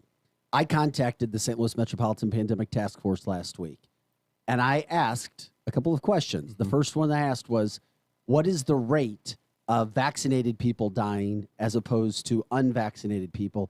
Because I'm assuming that mostly unvaccinated people are dying, right? Right. My response that I got from the St. Louis Metropolitan Pandemic Task Force was, we don't know. Okay. We don't keep those totals. That's a problem. That's a problem. But then I said, but we're keeping totals of people who are in the hospital who are vaccinated or not, who are in the ICU or not, and who are on a ventilator or not. And I'm not trying to be controversial. I'm just asking, were you vaccinated? Or what is the rate? Because the public, I think, would like to know. And I think the public should know. And Eric, yes, that is a legitimate question. Also, in regards to this subject, I made a post because we ran the story at 5 and 9 last week. So since we said it on the news, I posted it on my Facebook page. The 30-year president, iconic figure in the Catholic community in St. Louis, Father Ralph Seifert, President Chaminade, who was very active running around with the boys, very active in promoting the vaccine, sent us videos. The school sent us out a note on August 4th. I'm trying to remember, August 12th, August 4th, stating that pray for Father. He has COVID, but he's been fully vaccinated, so that's a good thing. Well, unfortunately, Thursday night he was having problems breathing on a ventilator. Yeah. He passed away on Friday. God bless his soul. Now, he was fully vaccinated, okay? We posted, we say, hey, he died, but he was fully vaccinated. You need to know that because some people said, okay, he did what he could, and he did what he was supposed to do, or at least told to do by medical professionals. He got vaccinated. Right. Others say, wait a second, you're telling me he's fully vaccinated and he still died from COVID? We need to know that. Then you have another group saying, oh, well, you shouldn't be doing this because now you're just going to scare people into not getting that was the one I saw. the so vaccine. the truth scares people. That was the one I You can't tell saw. the truth because it scares people. And then, I go, this is then I sad. have friends of Yeah. mine fighting with each other over, well, if you're vaccinated, I thought you're supposed to be able to stay away from dying. I asked Dr. David Tannehill. He's like, no, it does not keep you from dying, but the odds are and the percentages are way in your favor of getting a vaccine and staying out of the hospital. That, according to Dr. David Tannehill. That with Mercy. seems a little murky all of a sudden. I'm starting to see more and more deaths from vaccinated people. More and more. There's two right there on the boards that we can talk about. Okay, and after this break, we'll get into this because guess what?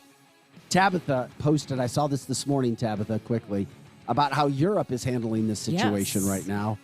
And also, the CDC on Friday, the CDC released numbers that the St. Louis Pandemic Task Force and other local task forces have not. in upwards of 70% of new cases being fully vaccinated people. It blew my freaking mind. Are you kidding me? Blew my freaking mind. This is the big story, especially on a day in the last half hour where Pfizer became fully approved by the FDA. We're going to get into all of it right after break. Don't go anywhere. The phone number, 636-695-2915. My, oh my, we've already gone an hour and a half, boys and girls. That's how fast the show moves. We'll be right back with more. Eric Johnson, Chris Knight, Tabitha Hassell, Vic Faust, Fox 2. Back right after this.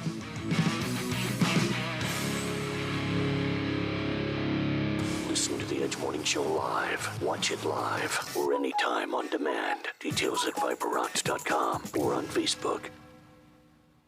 Progressive's Home and Auto Bundle Extrava Festa Saifathon, the annual year-long event for saving big on home and auto insurance. These savings are available up until and straight through Labor Day, Halloween, Clover Cleveland's birthday, Taco Tuesday, the anniversary of the moon landing, White Chocolate Day. The sale literally never ends. You can come on Jupiter's Ascension, National Pisces Day, but not Leap Day.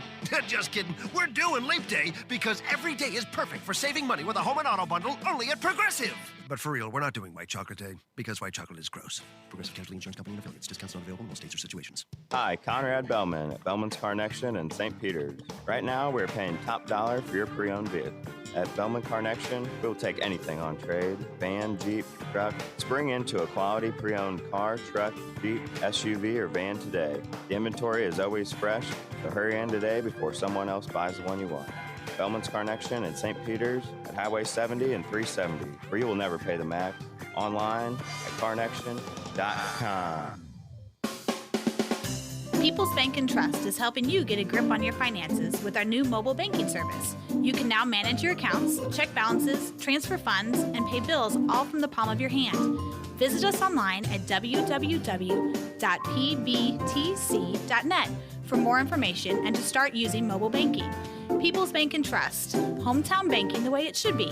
Follow us on Facebook and Twitter, member FDIC, equal housing lender. Hey, it's Shanny from the Legendary Lunch, and I want to tell you about my friends at Mascot's Bar and Grill, 4881 Mexico Road in St. Peters, right by the Recplex. And if you are looking for a place to hang out with your friends, it's Mascot's Bar and Grill. If you want delicious food, it's Mascot's Bar and Grill. From their appetizers like the giant pretzel, this thing is bigger than your head, to the steak sandwiches, the value menu, to the legendary lunch special. That's right, Tuesday through Saturday, 11 to 3, you go in and tell them that you're FOS, you're a friend of Shanny's, and you want the legendary lunch special. It's a $5 half-pound burger and fries. That's right, $5 half-pound burger and fries. Better than any fast food burger you will ever have. And on Sundays, all day long. That's right, the legendary lunch special goes all day long on Sundays. Stop by and say hi to Jen and Rob. You will have a great time. Musical bingo, food, fun, friends, and family. It's Mascot's Bar and Grill. Weber Chevrolet has been in business since 1902. No other car dealer in St. Louis of any brand can say that. Nobody sells more Chevrolet, period. Weber Chevrolet is one dealer with 3 roofs. In Missouri at Olive and 270, and in Illinois Metro East, Columbia, and Granite City. All easy to get to, just follow the 270 loop. Also, all online accessible at WeberChevrolet.com. Right now, Weber Chevrolet is open but very thorough in their cleaning, disinfecting, and social distancing rules. And don't forget, Weber Chevrolet service departments are award-winning and second to none. In fact, other dealers send their problems to Weber Chevy to fix. Now during this crisis, Weber Chevrolet has teamed up with Detroit to come up with awesome deals to help people save money and manage their budget. Discounts, incentives, and the ability to not make your payment for up to 4 months. Weber Chevrolet since 1902, WeberChevrolet.com. Keep your resolution to quit cigarettes this time. Go to I Quit Vapor, 852 Bryan Road, O'Fallon. I Quit Vapor carries the salt nicotine systems, their latest juice flavors, and all of their pod systems. Let their staff explain why the salt nicotine system is so effective in helping you to quit cigarettes for good. It has a much smoother delivery and allows you to adjust the amount of nicotine intake. I Quit Vapor is still your one-stop shop for everything vapor. Keep your quit cigarette resolution this time. Go to I Quit Vapor, 852 Bryan Road, O'Fallon. Puff bars and disposables now available. Hi, this is Curtis Parks. I am the owner of Complete Auto Body and Repair. Family owned and operated since 1973. We've seen a lot of storms. We know what we're doing. We're here to help. Complete Auto Body and Repair has multiple locations in the St. Louis area that handles hail damage and storm damage. So if you had an issue or have an experience where you had to turn in a claim, please reach out to us. We'll handle all the red tape. We are Complete Auto Body and Repair. We handle everything from start to finish. If it's not perfect, it's not complete. Others can't compete with Complete Auto Body. Dad, and service! Oh yeah, and service. Here comes more of the Edge Morning Show.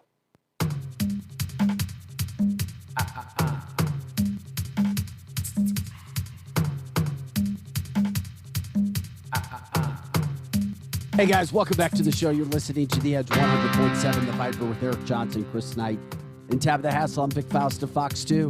If you want to give us a call, we finally have open phone lines. The phone number is 636-695-2915. You can catch us at viperrocks.com as well. Fastest 2 hours of morning talk radio anywhere. You're going to find it right here. Big day of talk from the border standpoint. What's going on in Afghanistan with Colonel Joe Adams. And then breaking news at the top of the hour. You just heard it. FDA finally approving one of the vaccines, Pfizer's vaccine, fully approved, FDA. So here you go. What does that mean now? And a great point from one of our viewers on Facebook. Does that mean that the FDA will now be taking charge of all of the insurance and problems that the vaccine gives if somebody has an adverse reaction or dies? Because once you give the full approval, who's taking care of everything now? Is Pfizer taking care of it? I think it's a legitimate question. It is a legitimate question, and it seems like it's a very political question, too. Why did the FDA and the powers to be over there think that Monday morning, the day after Biden administration has gone berserk as far as this incompetency over in the Middle East, it seems very political, and I don't know if it is political. They told us on Friday it would be released on Monday, so we knew Monday morning or Monday at some point this was going to happen. But now that it has...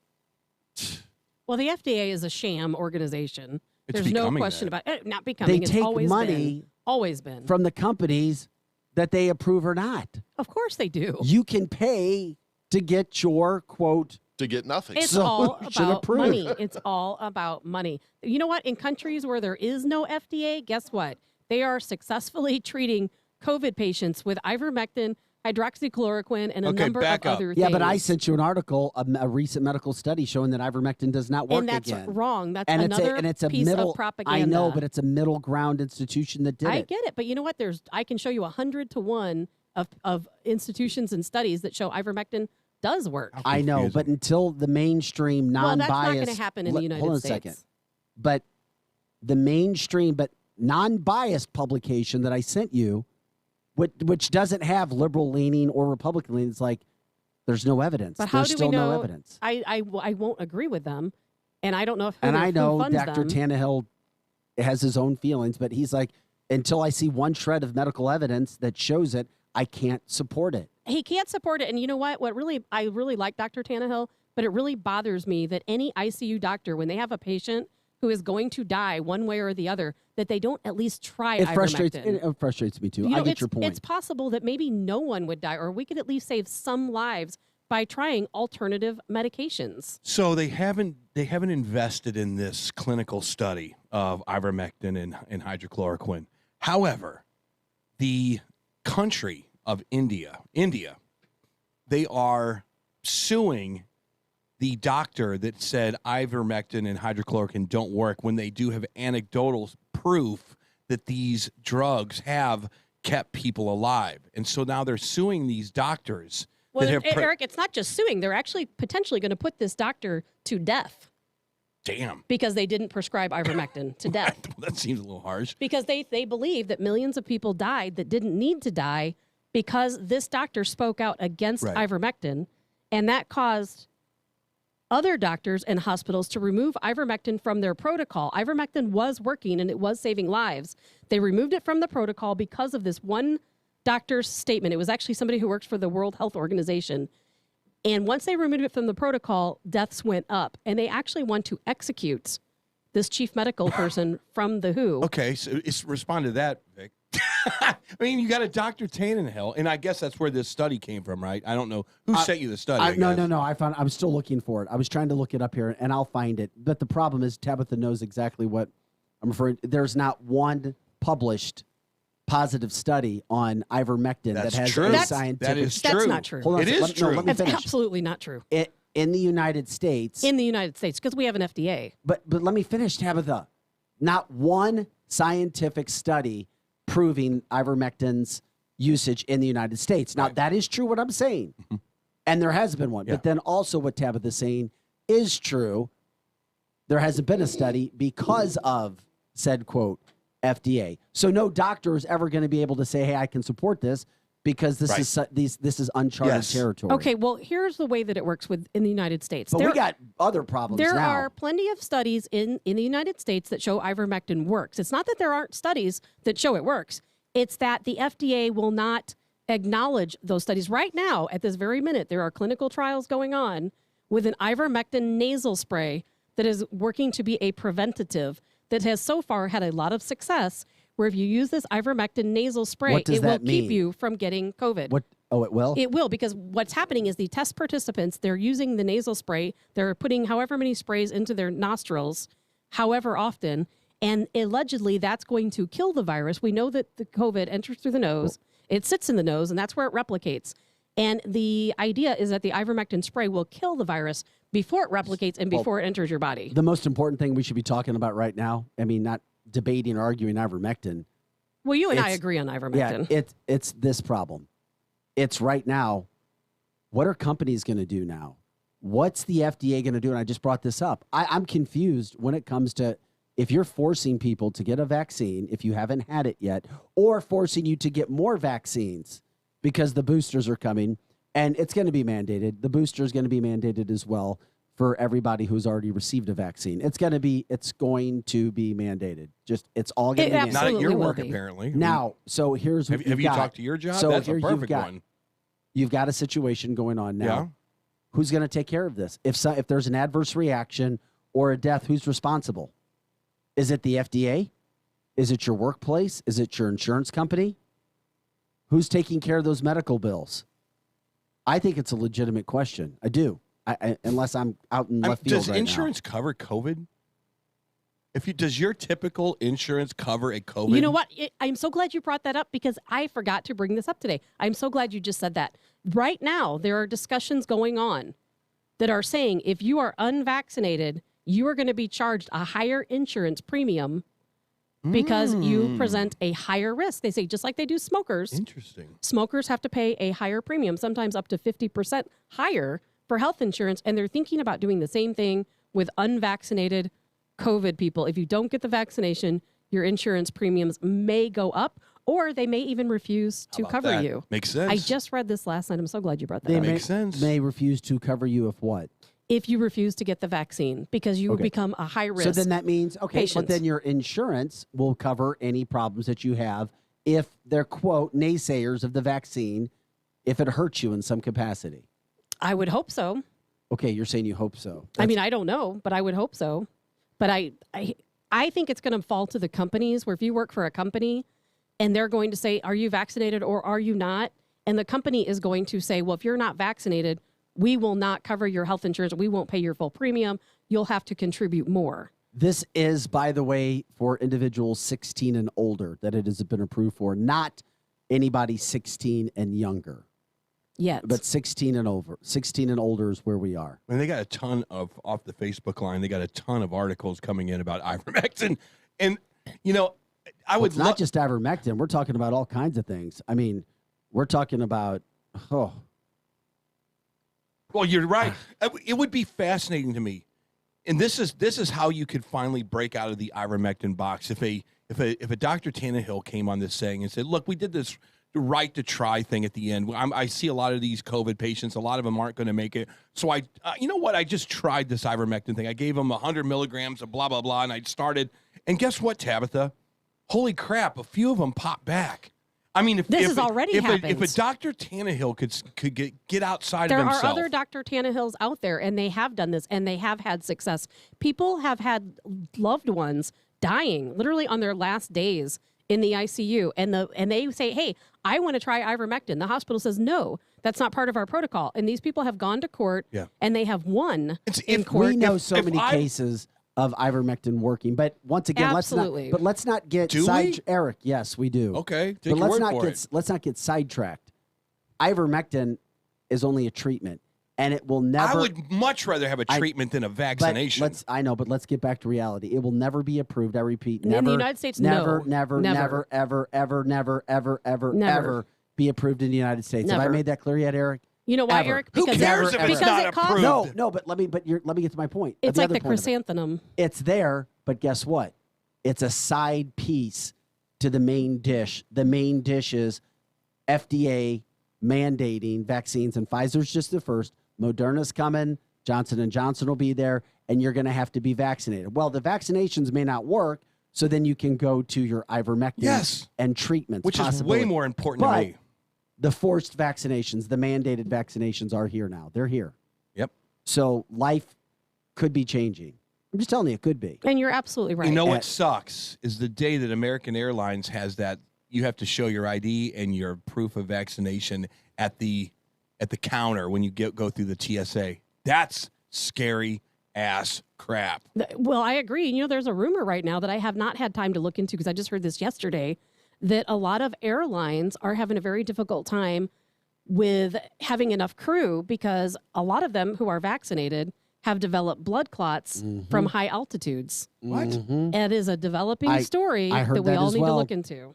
By the way, from the Facebook line, we appreciate this. Japan to start implementing the use of ivermectin. Absolutely. Why would Japan do it? The United States Because they not? don't have an FDA. Also, That is a story. yes, it is a story. That's why I just brought it up, Eric. Because they don't have an FDA. I That's know. why I'm backing it. Also, Tabitha had a Facebook post this morning. I just saw it quickly. Tabitha, please talk about what Europe is doing now, which is completely different than the United States. Absolutely. They're not 100% with common sense, but what they are doing is right now in Europe, they're developing a plan where if you want to grocery shop, if you want to go to a movie theater, if you want to go to the mall, you have to provide one of three things: a vaccine card, an antibody test that shows you've had COVID previously, or a negative COVID test. One of the three. Scary stuff, man. It almost is. So you have to live your. Here's the other thing: is what happens when you say that North St. Louis, our African American friends, they don't want to take this shot for some reason. What happens? Not all of them. Well, it's But the, you just skipped over. Let me. You just skipped over the most important part of what I said. I didn't mean to do that. I'm looking at this in the fabric of what we're talking about. What happens when they start saying it's racist for you to keep us off of an airplane or keep us out of They're never out going of to say event? that. They are yes, never they are. going to say oh that. my God, are you we kidding might me? say it. The government will never say it. The government won't say. I'm talking about we're already saying it. what Of happens. course it's What racist. happens when those communities say, you know what, this is racist. You guys keeping us off Nothing's of going to happen. because you have a ton of the elite, some of the white people, quote unquote, which I hate saying, but they're all vaccinated. They're going to bring their little vaccination cards, and all of their little kids are going to have their vaccination cards. But as soon as the people that aren't getting vaccinated can't get on an airplane, this is a whole new dynamic It to could this thing. be, Eric, but we'll see. We'll see. Okay, well, I'm just trying to look no one that can 15 make miles in decisions advance. is going to say that. But Eric, you skipped over the most important part about my statement about Europe. Is that Europe is allowing people natural immunity. Correct, Eric. This people with big. natural immunity can have their own kind of card where they show, hey, I have antibodies, I've had COVID, and it works. It has the same privileges as a vaccine card. God, the dynamics We of don't this have whole that in the story are United crazy, States. man.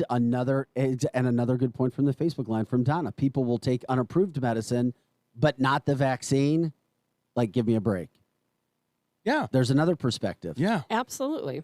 So what happens? Here's a story then that becomes really damn important, and I challenge you, Tabitha, since you know how to find all this information out. How long until your antibodies are gone from COVID? If you've had, like one of our friends just came in the other day, they were on a scale or whatever that scale is. They had a antibody of 1,800. You had 600. 640. So this guy smashed your record. Absolutely. And he had COVID a month after Right. I did. But I'm so glad you brought that up because guess what? It doesn't matter because you know why? Whether you have had natural immunity or vaccinated immunity, both groups of these people, their antibodies will lower and eventually they will diminish and they will not be there. But guess what? We people who have natural immunity, I don't know yet about vaccinated people. People who have natural immunity, their T cells will always remember the virus, regardless of what your antibody test says for a lifetime. As opposed to vaccinated. The studies are not in yet with That's vaccinated what people. I'm saying. You can't say that unless we know that 100%. Well, that's what I said. We don't know yet about vaccinated Well, then people. why are we talking We about can it? only talk about people with natural True. immunity. Dottie Dixon nailed it the same time you said it. So, yeah, I forgot about the T cell immunity. Exactly. We don't know yet. If you get vaccinated, do you still have T cell memory? I would think so. But no, the studies aren't in yet. You're not going to hear people talk about natural immunity, which is very frustrating. Why? It's in this extremely country. frustrating. Why? Because Why? it's a downer to getting the vaccine. Why? It's a great thing. It's we provide the herd immunity. We stop it in its we know tracks. why, Eric, That's because why. it will stop more people from getting the vaccine. Exactly. And there you go. Why? If you've had COVID-19, if you had the sensation of losing your smell, and you had the sensation of the body aches, and you went through the 2 weeks of just kind of managing it and going through it, and then all of a sudden, boom, you feel much better. It does. None of it matters. None of it matters. You are now a firewall to stopping that damn disease. And I love our Facebook line for coming up and bringing up some great topics and questions. Yeah, Something they've else been to look kicking at. ass today. They do all the time. From Alan Smith, I have not heard this yet. I don't know if this is a rumor. Is it true that refugees are exempt from the vaccine? Well, people coming over the border definitely are exempt from Well, we know for a fact, people coming across the southern border are not required to receive a vaccine. That is absolute truth. And they're also not required to quarantine for 10 days if they are indeed infected with COVID. How do you test for the T cell, by the way? You can. There's a test called T-Detect. Okay. That you can ask for, and you can also ask your doctor. They have a different test. But you can request a test called T-Detect that will tell you specifically if you have T memory cells related to COVID I need infection. to know where to find that. Can you find out for me? Is that a diagnostics, a Quest Diagnostics thing, or where do you find that out at? I have no intention of testing my T cells Why? because I know that I don't need to test them. I know Yeah, that you do. I know my body's working the way it's supposed to work. I'm interested in and I don't need to test them. Can you be our guinea pig? No. Okay. It would be interesting because you have a baseline number, 600 something, for your antibodies. It'd be interesting in a month if we went back to that and say, did it go down to 598? Oh, Did it go to continue 400? Did it go down to 300? To test my antibodies, but that's different than your T cells, of course. Okay. And then maybe the next test, which I'll pay for it. I swear to God. I will pay to have your T cells tested. Why can't you test your own T cells? Because leave her T cells alone. Yeah, leave my T cells out of this. Because you're the one that is constantly going and getting tested. I figure, why don't you be our guinea pig? I have given myself my own project to Correct. be my own guinea pig because I want to know how long my natural immunity lasts, not including, of course, what our T cells do for us. Okay. But Eric, what I want to If you're interested, I will pay for it. I want to backtrack to what the statement you were making before we started talking about Okay. T cells. Yes. Is that none of this matters because guess what? It's What? all about money. It's all about money. It's all about money. And now you have a Everything's about concern, money. not only money, and of course it is with Big Pharma. Oh my God, is the show over already?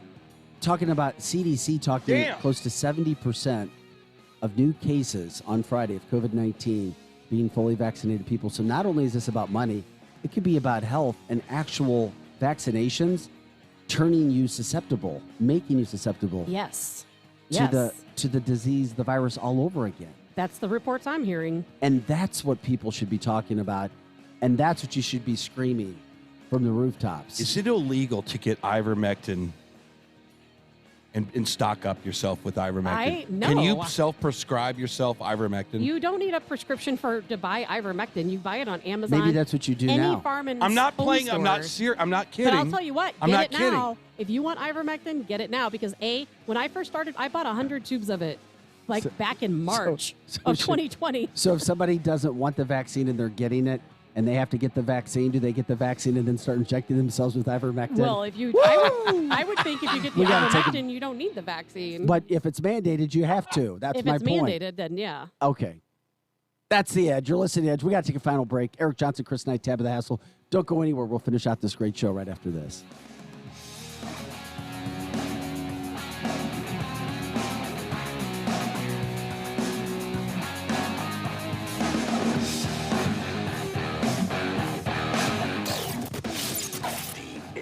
Morning Show.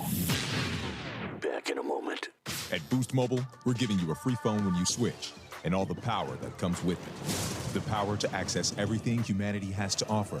The power to connect with anyone in the world. The power to order tacos. Get a free Samsung Galaxy A32 5G when you switch to America's largest 5G network. Information, communication, tacos. Now that's power. More power to save. Boost Mobile. Free phone limited to new customers and one per line. Additional restrictions apply. See boostmobile.com for details. Look, staying healthy isn't easy. Watching your diet, hitting the gym, avoiding stress. But a good night's rest helps boost your overall health and wellness. And it couldn't be easier. The new Sleep Number 360 Smart Bed is the only bed that effortlessly adjusts and responds to both of you. The result? You wake up ready for anything. Proven quality sleep is life-changing sleep. Don't miss our weekend special. The new Queen Sleep Number 360 C2 Smart Bed is only $8.99, plus special financing. Ends Monday. Special financing subject to credit approval. Minimum monthly payments required. See store for details. An important message from Quiver River Electric Cooperative. During this unprecedented time in our world, we want to emphasize our commitment to continue delivering reliable power while keeping our members and employees safe. Our linemen are taking precautions to stay socially distanced. Other employees are working from home. Although we've adjusted our operations, we want you to know that we are still here and we will continue to keep the lights on. For more, visit quiver.com or call us at 1-800-392-3709. Quiver River Electric, a touch-tone energy cooperative. I said chantilly lace and eggshell, not matte. Colby's Interior Design Consultancy is floored with new clients. Wait, what am I looking at here? This looks like plaid. They need an admin with an eye for design and a knack for numbers. Okay, hey, Luke, take a look at this. Do those numbers look right? Indeed can help them hire great people fast. I need Indeed. Indeed you do. Screen for quality candidates with the skills your role needs with Indeed assessments. Visit Indeed.com/credit and get $75 towards your first sponsored job. Terms and conditions apply. Hello? Hello? Hello? You want to scare the shit out of people and get paid for it? St. Louis's most notorious haunted house is now hiring. I believe in the boogeyman. Apply online at panicfest.com. Weber Chevrolet has been in business since 1902. No other car dealer in St. Louis of any brand can say that. Nobody sells more Chevrolet, period. Weber Chevrolet is one dealer with 3 roofs. In Missouri at Olive and 270, and in Illinois Metro East, Columbia, and Granite City. All easy to get to, just follow the 270 loop. Also, all online accessible at weberchevrolet.com. Right now, Weber Chevrolet is open but very thorough in their cleaning, disinfecting, and social distancing rules. And don't forget, Weber Chevrolet service departments are award-winning and second to none. In fact, other dealers send their problems to Weber Chevy to fix. Now during this crisis, Weber Chevrolet has teamed up with Detroit to come up with awesome deals to help people save money and manage their budget. Discounts, incentives, and the ability to not make your payment for up to 4 months. Weber Chevrolet since 1902, weberchevrolet.com. Now, back to the Edge Morning Show.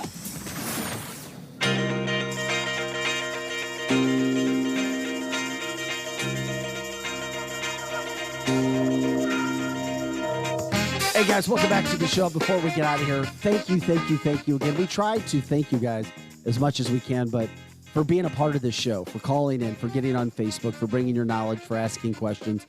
You really do help make the show. And this is why we've been so special and why show's growing. It's because of you, the listeners, as well. So thank you for taking part of that. We know sometimes we agree, sometimes we don't. Sometimes we help each other. Sometimes we piss each other off. But we thank you for that. So thank you. We'll see where all this goes today. Big news. And again, thank you to Colonel Joe Adams for joining us to talk about the realities of Afghanistan and the border. And of course, speaking about FDA approval now for the Pfizer vaccine. What does it mean? Who's responsible? How does this happen? Another great question we didn't get a chance to get into. What does this mean with HIPAA?